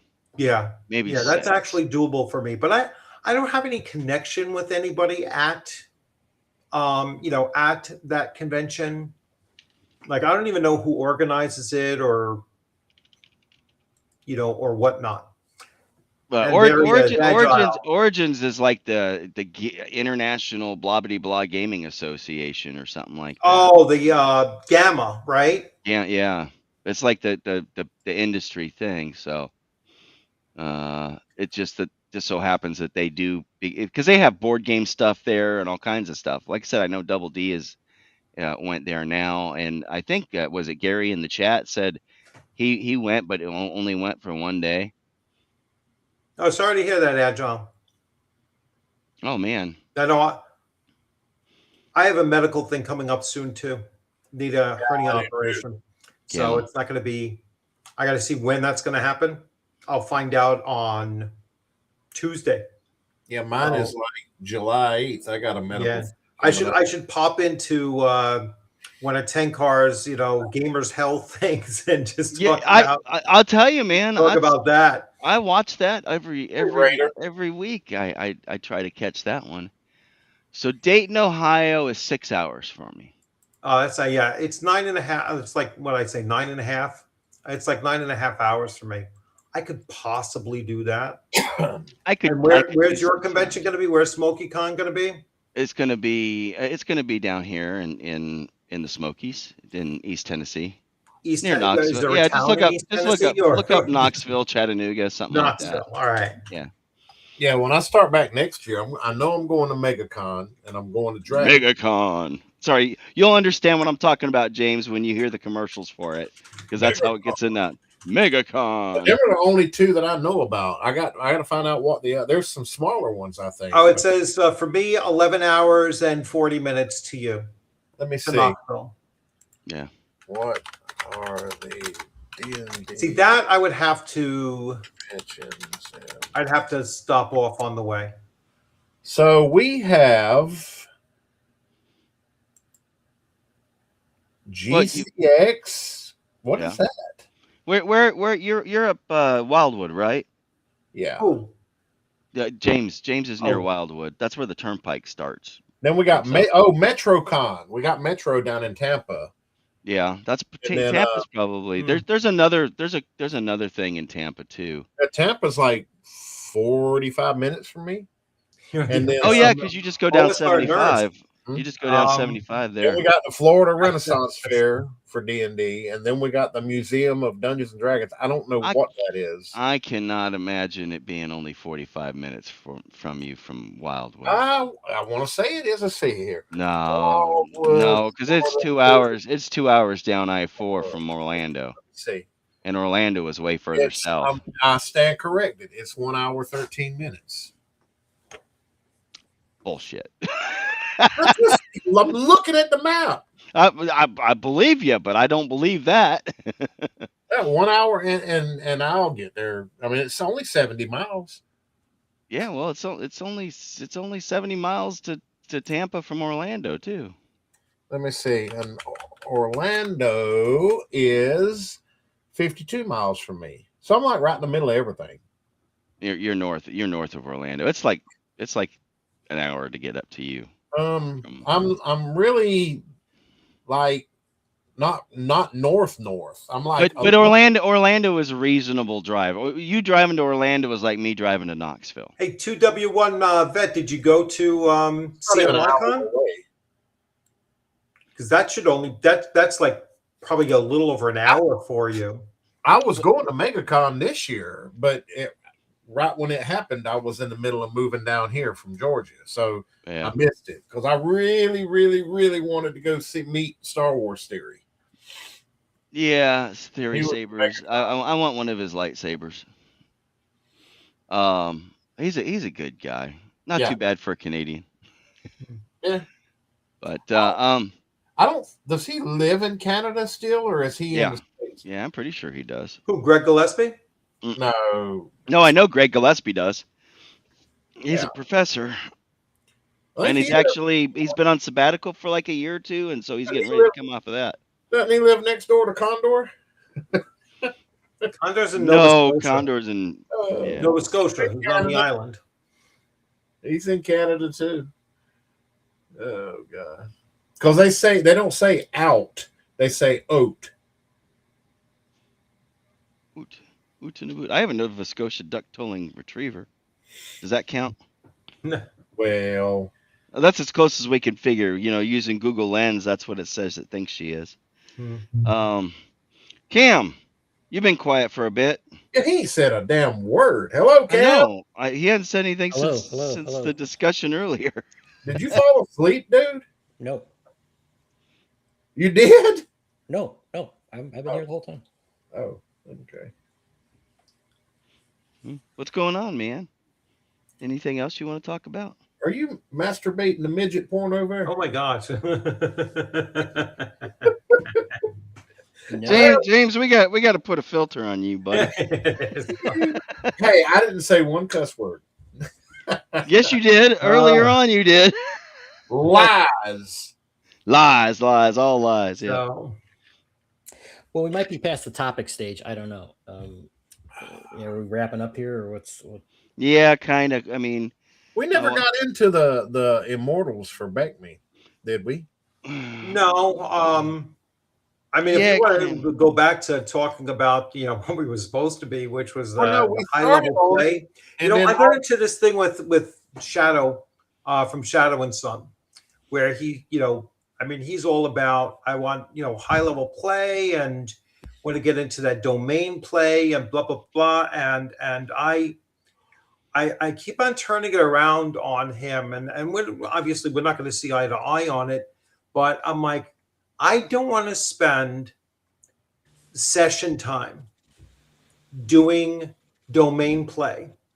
And I don't think anybody else at the table wants to do that either. When we come to the table, we want to play. We want to adventure. We want to do something. We don't want to, you don't want to play management. The lemonade stand. It's like that. That's something that you can talk to the game master in between sessions and do all of that in the background. But yeah, I mean, that's why so many systems, even if they do have domain play, it's like they don't focus on it. I mean, not everything is Adventure Conqueror King, where that system is really designed for you to do domain play and ignore adventuring leading up to it. Yeah. But that's its niche. Let me ask you a question. In the past, when I used to game, long-term campaigns and things, we used to talk about the game out of game with the DM, and interface away from the table all the time. Do you guys do that still, or it's kind of a rare thing these days for me at least? In Dan's game, actually, we have been doing some more discussion about plans and things like that, but. What I did was, because Shadow's one of my players, and I said, listen, this is what I want you to do. All right. And I tell this to all of my players. I was like, I want you to develop your hirelings first. So, get into actually employing hirelings. And then once you can afford to, your second level, or certainly by third level, you should all have pooled enough money to have a small chateau or a shed or something like that you're living outside. So you're no longer living in, this common room here or whatnot. Have your own base of operation. Mm-hmm. And then you're going to start hiring some expert hirelings that are going to be able to do things that you can control. And you tell me in between sessions, oh, I'm going to have our scribe go do this. I'm going to have our accountant go and keep an accounting of whatever other thing we had on the side working along there. And then once you hit 5th level, that's when you start getting followers. And your followers are basically your replacement characters should your character die. All right. And your followers will, when you're 5th, they'll be 1st. When you're 7th, they'll be 3rd. They'll become something that can fill in the gap should your character die. Sure. And that is as much, none of that happens in game time, session at the table. All of that is happening in between, private conversations, because the other player characters wouldn't know about your own little thing that you're doing, unless you decide to include them in that discussion in between game sessions. Mm-hmm. Right. Well, the thing that I found funny is, again, I'm talking about when I played back in the 80s or whatever, and now we have more communication options available to us. And just from my own personal experience, I have less, more opportunities, less interaction. It's strange. Yeah. It's like back in the day, we were playing 6 days a week. Mm-hmm. All right. When I was a teenager and everything, we played every day after school, or practically every day after school for like 3 or 4 hours. Now, we didn't play the same, we played AD&D. We played maybe 2 or 3 times a week. And then the other 2 times was a different game master, and we were running different game systems. So anytime we were together, we were adventuring, and there was very little of that domain play mindset in us because we just wanted to adventure. Sure.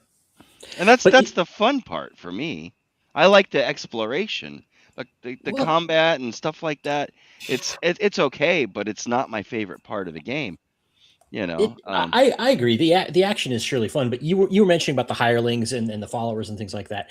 That's another thing that's kind of missing in a lot of more. Well, again, I'm only speaking for myself in more recent gaming, and that's a very old school thing. You get people to carry torches and treasure and all these different things. So I'll tell you, in the con game at CNY,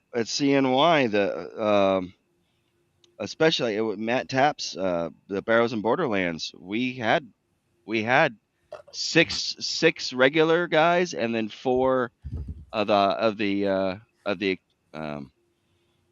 more guard like ones, that could actually participate in combat. The 6 were just like people to carry shit. They were like 1 silver a day. Mm-hmm. And then the other ones were 10 silver a day, the 4 that we got. But they also got a share, like 2 to 1. Like every 2 of them got a portion. Sure. So, whatever. And we calculated it out at the end, and and it was fun. And I can take that character and go and play on his Discord server, continue that character on. Yeah. That's my character that squished the Dark Angel under his boot. Right. I was so happy. That was so fun because I know what Takado mentions too is that newer versions of D&D did away with followers. And it's something because there's another component of followers. You have to maintain their loyalty to you. Right. All right. You have to actually treat them well. You can't be like, oh, I hired 15 hirelings with me, and when we came back, only 2 came back with me. It's like you are going to develop a really bad reputation very, very quickly. Like they're not going to want to go with you. Yeah, not even that. Your town is going to turn. The town is going to turn on you. Yeah, you're killing off all the fathers or whatever would be potential. Yeah. So it's like nope, you'll turn that town against you, and that's part of the, if we want to talk about like domain play, to me, the way that the world starts looking at your characters, and your character group as an entity, that's domain play as well. Domain play works in that direction as well. Mm-hmm. It's how are you individually and your group viewed by the locale or the region that you are in. Yeah. And I mean, it was fun having not to worry about people, having to carry a torch in one hand and a sword in the other, and right. trying to, it was nice to be able to have that we didn't have, didn't have that concern. But if you look at some of the old modules, it was designed for 6 to 8 players or, whatever. And you're like, look at that. And that exactly. just really perplexes people. Yeah. D&D BX specifically says this is for 6 to 8 players. Yeah. Plus they expected that you would have these hirelings. They expected you're going into a dungeon with like 15, 20 people. Yeah. Mm-hmm. Yeah. Jeff, I got a question in chat directed at you. Where's the correct question? I can't post questions. No, it's to Jeff. Let me see. It's the last one. Oh. Did the guys inform you what your sorcerer did to Dan's Hyperborea campaign? Yeah. So I know I have to watch the show. Mm-hmm. Well, I'll give you a spoiler if you want. Oh, do I want to know? Well, did he play your character as an NPC or something? Yeah, he did. You're gonna need a new dagger. Is all I'm gonna be the new what? Dagger. The dagger. I said you were gonna need a new dagger. What did you do, Jeff? I don't know. Okay. Is it embedded in somebody? You'll find out. I'll find out. Thanks. You'll find out. The dagger in the stone. Did I stick it in the stone? Yeah. You got stuck in something. You got stuck in something. Maybe you don't want to watch the replay. I don't know. I have to because the game is Monday. Was it a really good dagger? No, it was. I think it was a regular dagger.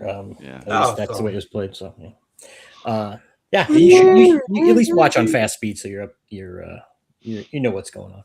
Yeah, I'll put it on the TV tonight. Maybe I'll watch it after second watch. And we've got a hot debate going on what to do next. So you might want to check out Erudite's Discord. Oh, the Discord. Yeah, it's kind of rough being out of pocket for 2 weeks, and Dan knew. I was like, I'm driving back, and I'm going to be on the road, and he's like, well, you should get Jeanette to drive, then you could play, and I'm like, dude, I can't get Jeanette to drive to the store. She don't like driving any further than to work, and that's 1 mile from the house. She's basically become like my grandmother was.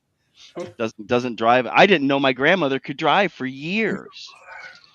I never saw her drive all most of my life, and then one day I saw her drive, and I'm like, "You have a driver's license?" It was a surprise, and I was like old enough to drive when I saw that. So but yeah, okay, I'll have to. So no, I'm not aware yet, Raider Joe, but I have been tipped off. I was tipped off that I need to watch it a couple nights ago. I think Dan may have said something to me as well, and Cam, you said something to me. Oh, Wednesday night, right? So yeah, I've been tipped off. I'm going to need another dagger. Well, I can buy another dagger. The question is, you can. We can't. You can't? Well, we can't go back to the town without being bounty hunted. Must have done something. Oh, we were framed. Oh, did I frame you? No, you didn't. I'm saying from the last game you were in, we got framed. Oh, yeah. Oh, that's right. I can go to town. You can't. Right. Yeah. Right. Yeah. So. Oh well. Yeah. I mean, they were, and we know who did it. Well, we suspect we know who did it. We think we know, but oh well, that's going to be fun. Well, anything else anybody got for the show tonight? Are we about done? High level play. What else did you want to talk about? I mean, it got RPGrandpa. Yeah. What did you? What was the key? Were you talking leaning towards domain play or just high level play? You talking about like just schedule that for the next assemble. All right. Well, yeah. I mean, we're almost. What time is it? It's quarter till 10. Yeah, it's past your bedtime. No, we always shut it down at 10. We can't deep dive in 15 minutes. It's rescheduled. Yeah. Well, I can. What else did you have on the list, Jeff?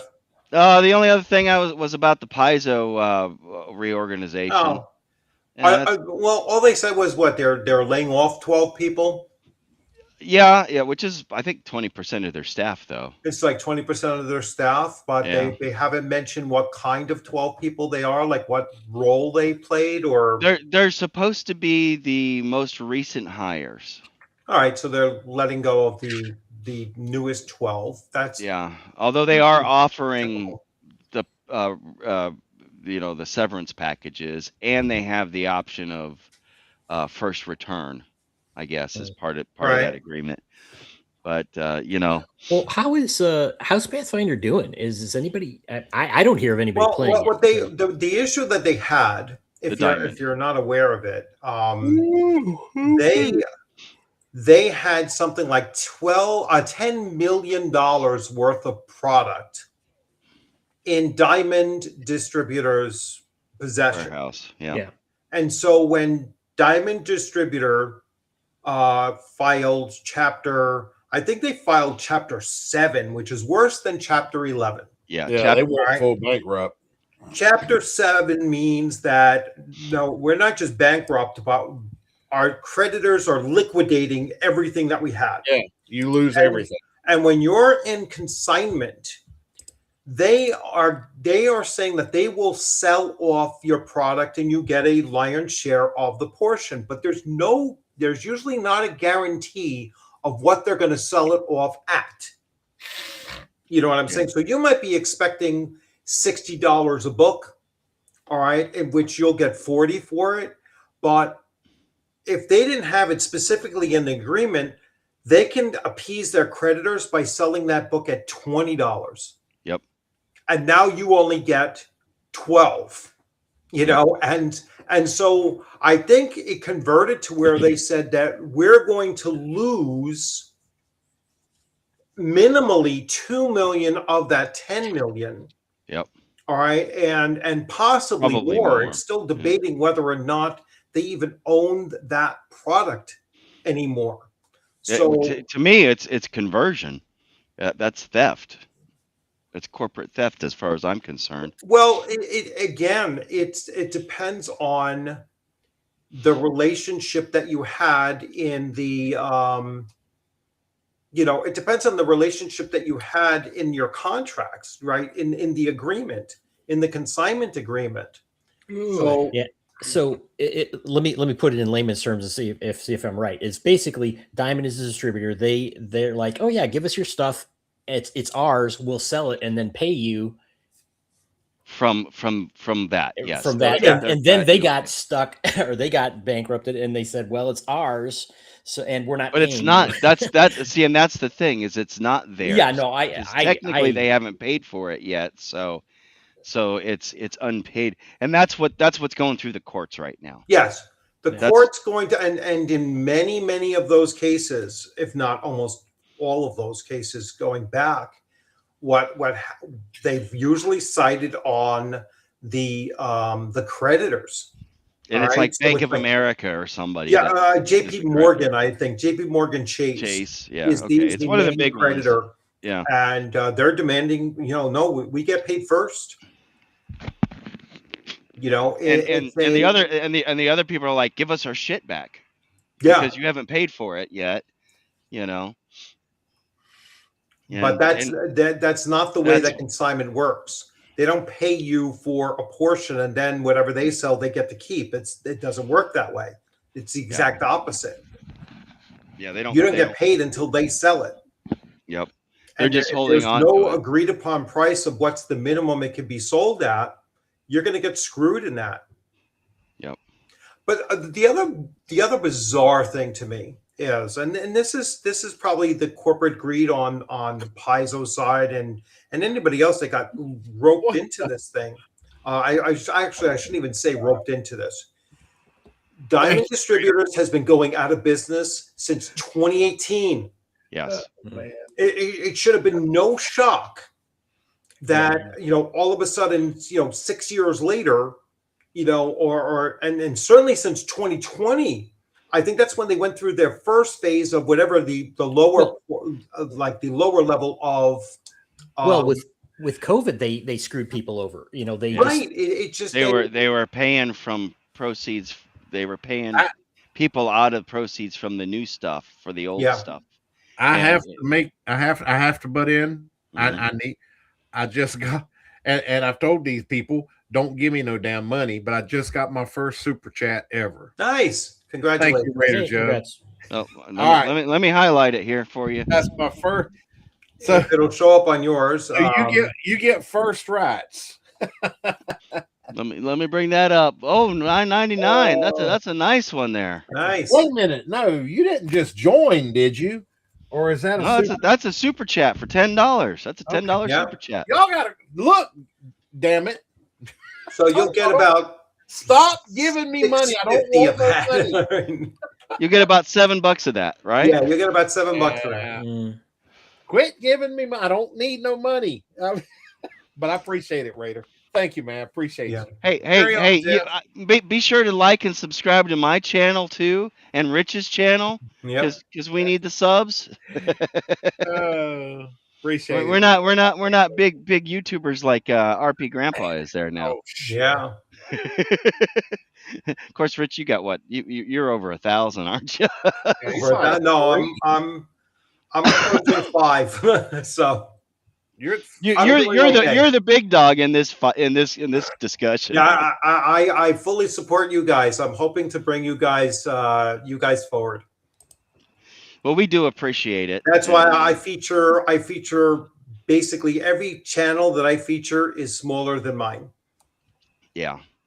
Yeah, and we do appreciate it, and we're growing. I mean, you know. Yeah, no, hey, my first year I had 36 subscribers. I did about 10 videos. So I don't even count my first year. You know, Yeah. It was in my second year. It's like, all right, I finally got to like 500 in my second year.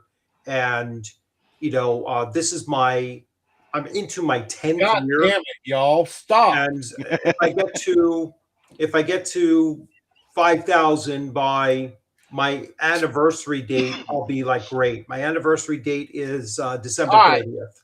Okay, So, stop. Y'all fucking stop. Beep me. Go ahead and fire. You better watch out. Agile Monk is gonna send out a bunch of subs. Stop. God damn it. Stop doing that. So I'm gonna turn the shit off if y'all don't quit now. Oh, now, yeah, James.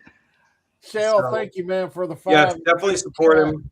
Mac, And thank you for the super chat. Thank y'all, guys.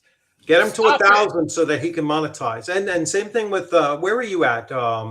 It's the bad news bards now. Yeah, all right. And where is the bad news bar? 266. 266. Oh, we got to help you out. Wait, so you changed from Tennessee, whatever? Yeah, people have been asking me what happened to Tennessee Tabletop Tavern. Now I gotta figure out if I'm still you are featuring you. Oh, so you just changed your name, but I'm still featuring you. Okay. Mac. Yeah. All right. Yeah, and the reason is people kept on tripping up over the TN. They kept on they tried to say TNT Abletop Tavern. Yeah. And I'm like, and I talked. You know who told me that? You know who I talked to first? I talked to RPGrandpa. I mean, I talked me super chats, please. I'm gonna turn this. We got the stream because they won't quit. Stop. So this ain't that reverse shit like you're talking to your little kid. Don't you eat them vegetables. Stop giving me super. I knew better. I knew better to turn that shit on. Stop it, please. Damn. Which is now I will say, and I don't mean to interrupt with y'all talking. I mean it's just bam, bam, bam, bam, bam. That's all right. That's all good, man. Everything, all the money that they're doing. See, all the money that comes into this channel, I will order like OSC books or something, and we'll do giveaways. I'm not keeping a penny of it. All right, I'm just letting you know. But stop giving me money. Shit. Is it 10 o'clock yet? Where we can end this? Where you got 5 minutes. Player's Guide to the Western Reaches just dropped today. Oh, nice, y'all. Damn. All right. Anyway, Mikado, was that on the Kickstarter, or was that in the email?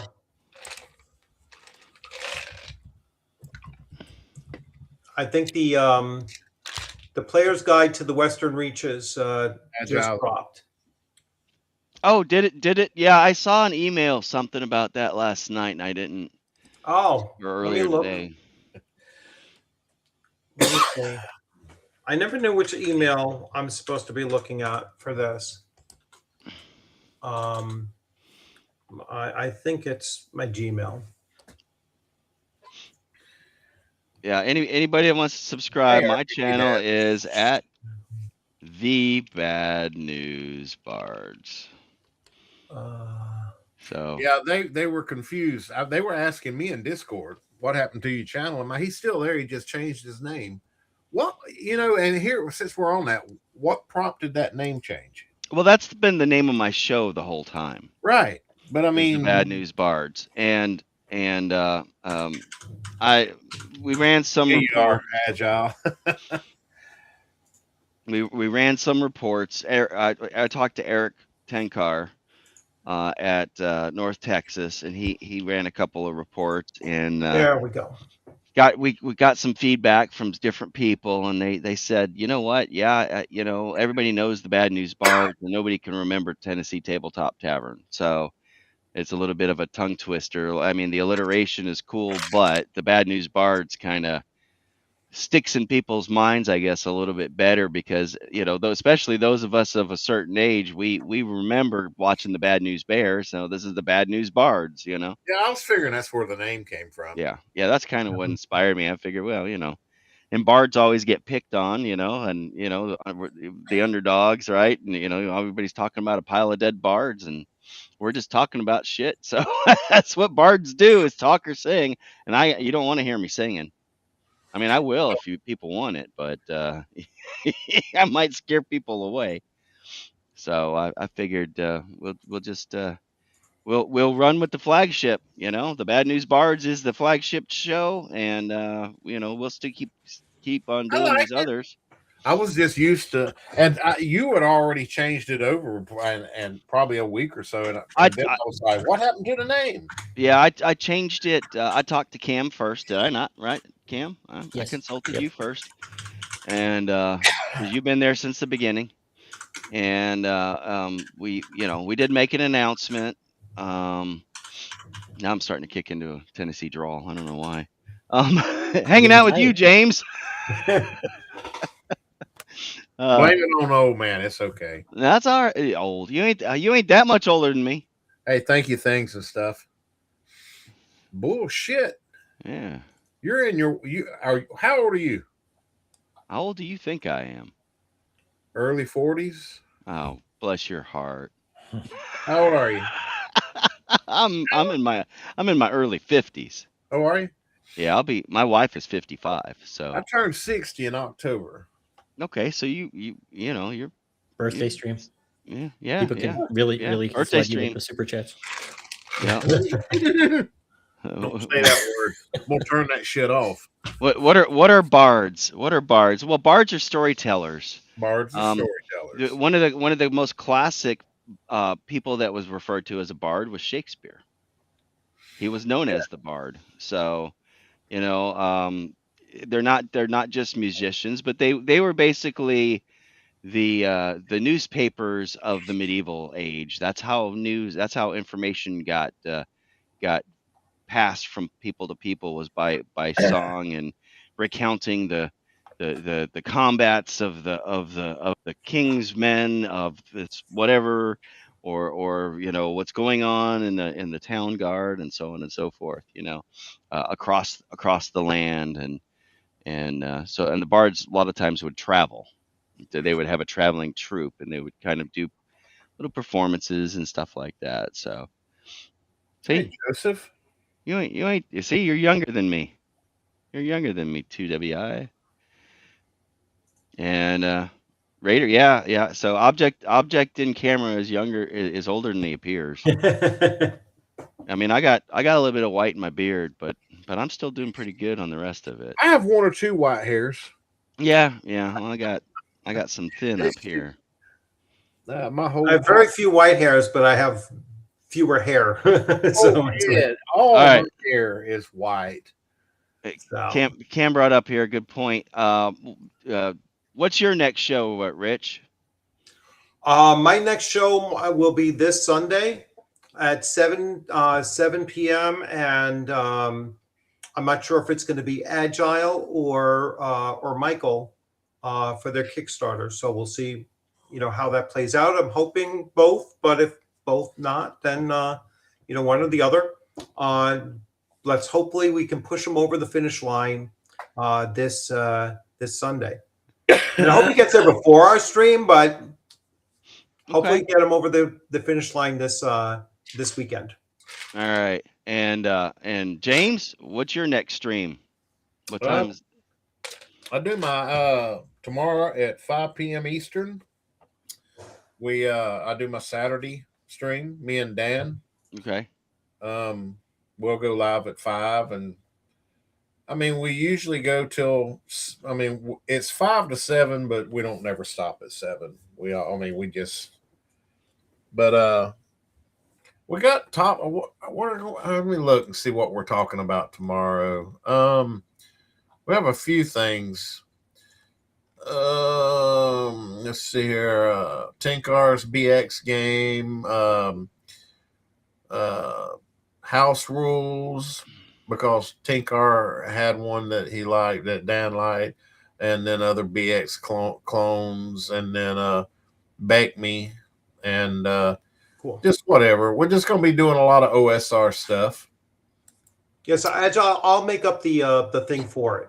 I'm sorry to interrupt you. No, that's all right. You good? All right. I guess I'll ask Cam. Cam, what do you have coming up? Well, I'm sure you're going to cover things on your channel, but on Sunday at 11 p.m. Eastern on Sci-Fi Snob channel, we do sci-fi talk. So the Top Lofty Lounge. And then Wednesdays at 10 p.m. Eastern, we have our Babylon 5 show, which Jeff is also on. So if you like Babylon 5, go to Sci-Fi Snob. What does Babylon 5 stream on? It's Sci-Fi Snob. No, I'm saying, no, you mean like what service? Stream? Where can I watch it? It's been bouncing around. Is it still on Yeah. Tubi? Because it was like coming on and off different services. I think it is right now. But yes, it's been. You're right. It's been bouncing around. That's one series I've never actually watched, or I've seen bits and pieces of it, but for some reason, never got around to actually watching it. It's hard to get through the first season, and it's a campaign. It's a 5-year show. It's pretty continuous, so you can't drop in like with Star Trek. Right. So yeah, it's a tough climb for a lot of people. there are a lot. If I can find it streaming, I'll give it a shot. Yeah. Cool. Everybody check out Consortium's and Zendria World Lore book. He's real close to the finish line. There's only 5 days left, and I mean it's like really close to the finish less line. Than $1,000. Less than $1,000. Yeah, it's like $700-800. So everybody needs to just pony up, and you can do the pay over time thing. He's got that option enabled, so you can go all in on it and split it up and not have to worry about it hitting your pocketbook all in one fell swoop. That's right. So, and also Chris Moneymaker, he's putting on DarkCon in October here in Knoxville.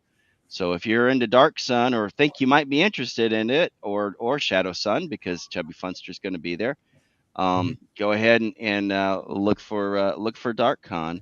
In fact, I set up a website for Chris yesterday that just redirects right now directly over to it. So if you go to darkconrpg.com, it should take you right to his Kickstarter.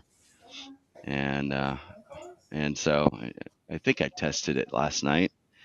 darkconrpg.com. Is it going to go? And we'll see. We'll wait for it. I got so many windows open. It's a little slow. You're just well. Hey, you know what? You should tune in. We have a. I call it the tail gunner seat. I have the tail. I call it the tail gunner seat. I don't know what Snob calls it, but we try to rotate out a fifth person. And so if you're really into it, and we are in season 4, the next episode is episode 5 of season 4.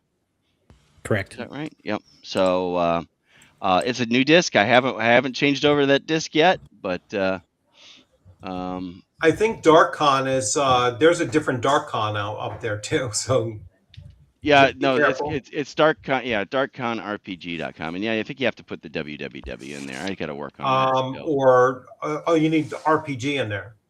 Yes. Yeah, because there is a DarkCon. Yeah, if you do this, RPG. there we go. Let's see what that comes up with. That's the link for that. All right, so yeah, that's right, Joe's. What am I doing next? Oh yeah, it's my turn, isn't it? Yes, it's your turn. All right. So other than the 2 shows that Cam mentioned, I think I'm going to do an impromptu. Well, I guess it's not that impromptu because I mentioned it. Sometime tomorrow afternoon, we'll get on and Dan, myself, Jeanette, and Rich, if you want to, you can jump on there. We're going to be talking about the cons. We're really going to deep dive into both North Texas and CNY. When is that going to be? Tomorrow. It'll be probably sometime tomorrow afternoon, early before James's stream. All right. I'm I should thinking be. like 1 o'clock or something like that. Yeah, I should be available. I All gotta right. see. I'm doing some painting. All right. So, but not minis. I'm painting doors.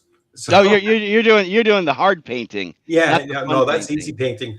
painting. Painting minis is hard for me. Painting painting doors, that's easy peasy.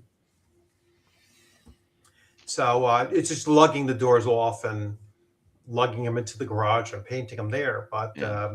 But yeah, I should be around by 1 o'clock. That Okay. should be Okay. possible. I'll shoot you a message and let you Yeah, yeah, know yeah. Let me before know, we and go I on. will definitely pop in. Yeah, I'd love to talk Because about my wife adventure. works nights, so I'll be waking her up and say, okay, let's go do this.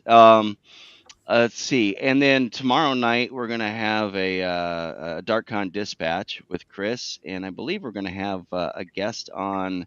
There's a gentleman who's trying to do a Guinness Book of World Records at DarkCon, Mhm. which is he's trying to set the most number of active players in one game at the same time in one session in one location. So he's going to be running an arena type thing is set in Athos on the Dark Sun world. So have to catch that. Yeah. But any rate, so that's going to be tomorrow night at 8, and then of course the Bad News Bards at 9 p.m. our regular time at the Bad News Bards, and that is we're going to have BK Gibson on, which is actually a husband and wife duo team. They are fantasy and sci-fi authors and creators of tabletop adventures. So yeah, under one DM too. Yeah, sorry, Chris. There's a lot. It's the most under this under all these conditions. Um, so things. Let me tell you, I am trying to find some, and one of our buddies from another channel that we know is out at Icon out in Nashville, and he was standing in line to see Bruce Boxleitner. We've already had Peter Jurasik on, and you can actually watch that on my channel, because that was one of the things that we did. We streamed the special event, so we streamed it on both Snob's channel and my channel, so you can watch it on both if you want. We had him on for about 2 hours. Of course, he played Londo.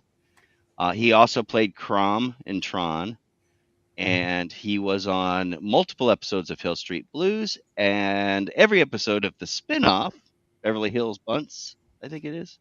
Bunts, something like that. As well as a couple episodes of MASH, a couple episodes of Barney Miller, a whole bunch of different stuff. So wonderful guy, excellent guy. He was awesome. He does not play RPGs, but one of the guys that I ran into who is an actor out at North Texas does. And yes, Londo. Yes, we had Londo on the show, and he likes me. I don't know why, but he didn't he, Cam? He took a shine into me. Yeah, you guys hit it off. So, any rate, sorry. And on July 5th, we're going to be doing a giveaway stream. I got a bunch of stuff here that I've been collecting. I've got some autographed prints, signed and numbered. I've got a book. I've got a Horde Wars book that's autographed. I've got some stuff from Trollord Games.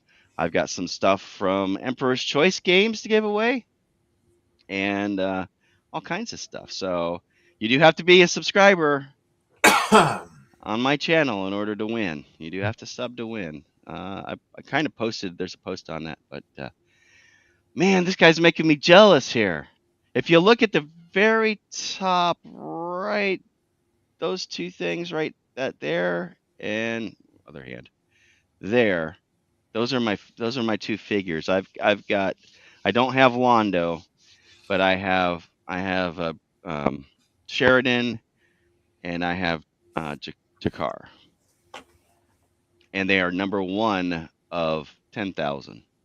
Both of them are number one. I don't know how the hell I got them for like dirt cheap too, like $6 a piece.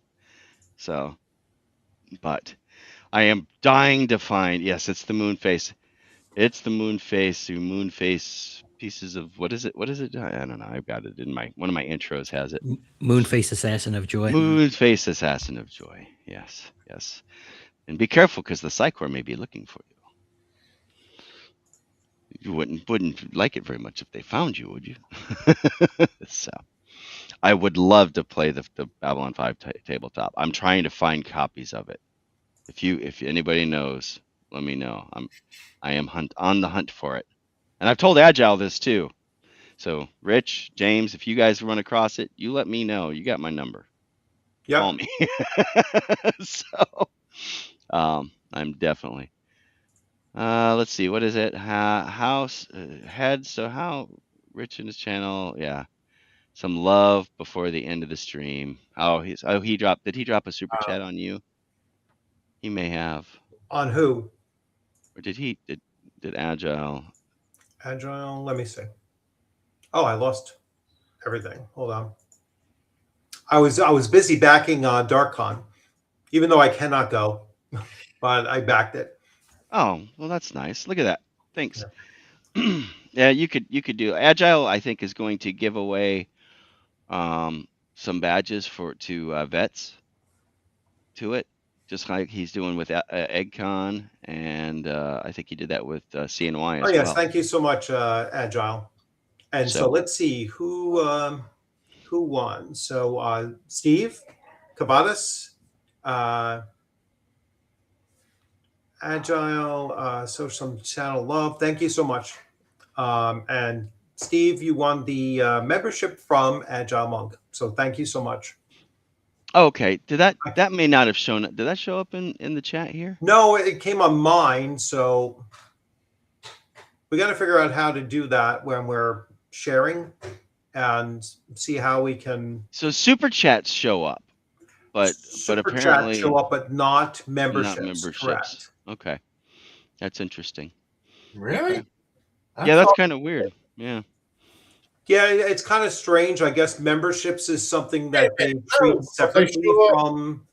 I've seen them on Double D's stream show up. Memberships. Because Double D isn't on. He might be using something else. He might be using StreamYards or Restream. Is he using the other one? He uses a different one. I forget what it's called. Yeah. All right, Cam. Cam's jumping out of here. Take care, guys. Probably should wrap up the stream too. But I don't know if my wife is. I don't even know if I have members turned on because I'm not going to do any members only content. I don't know.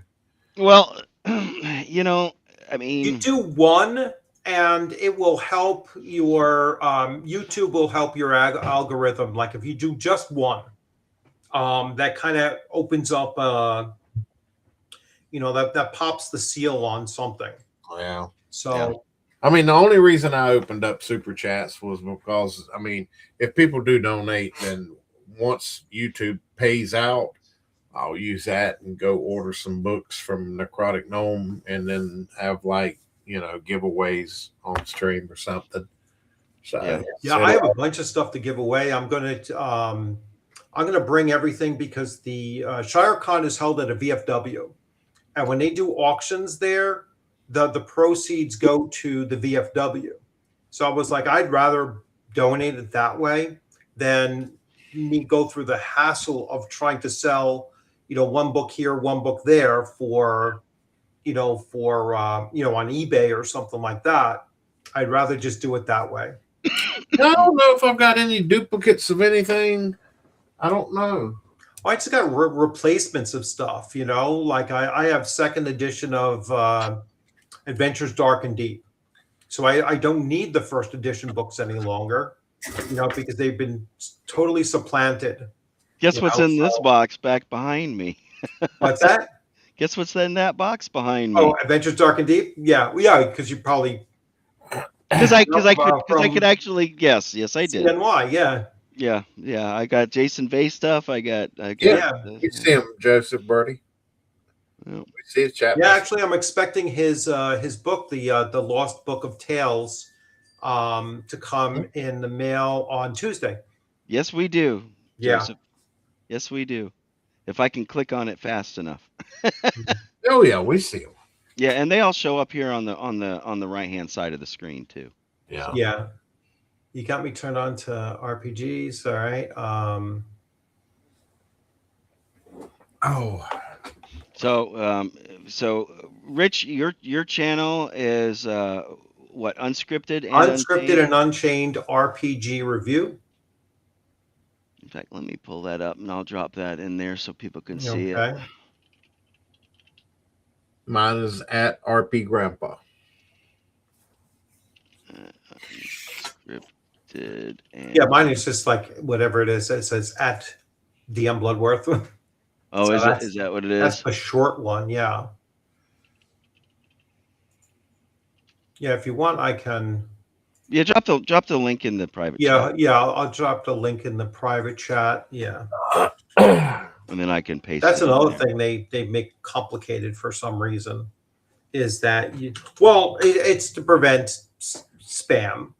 You can actually the one thing you can post in YouTube in the stream is a link to YouTube.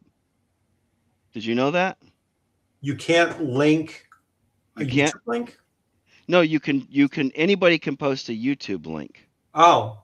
But who's Joseph Purdy? Where is that at? I put mine in. So I put it in the private chat. Okay. Yeah, no, I got it there. Yeah. So here is Rich's channel. Yep.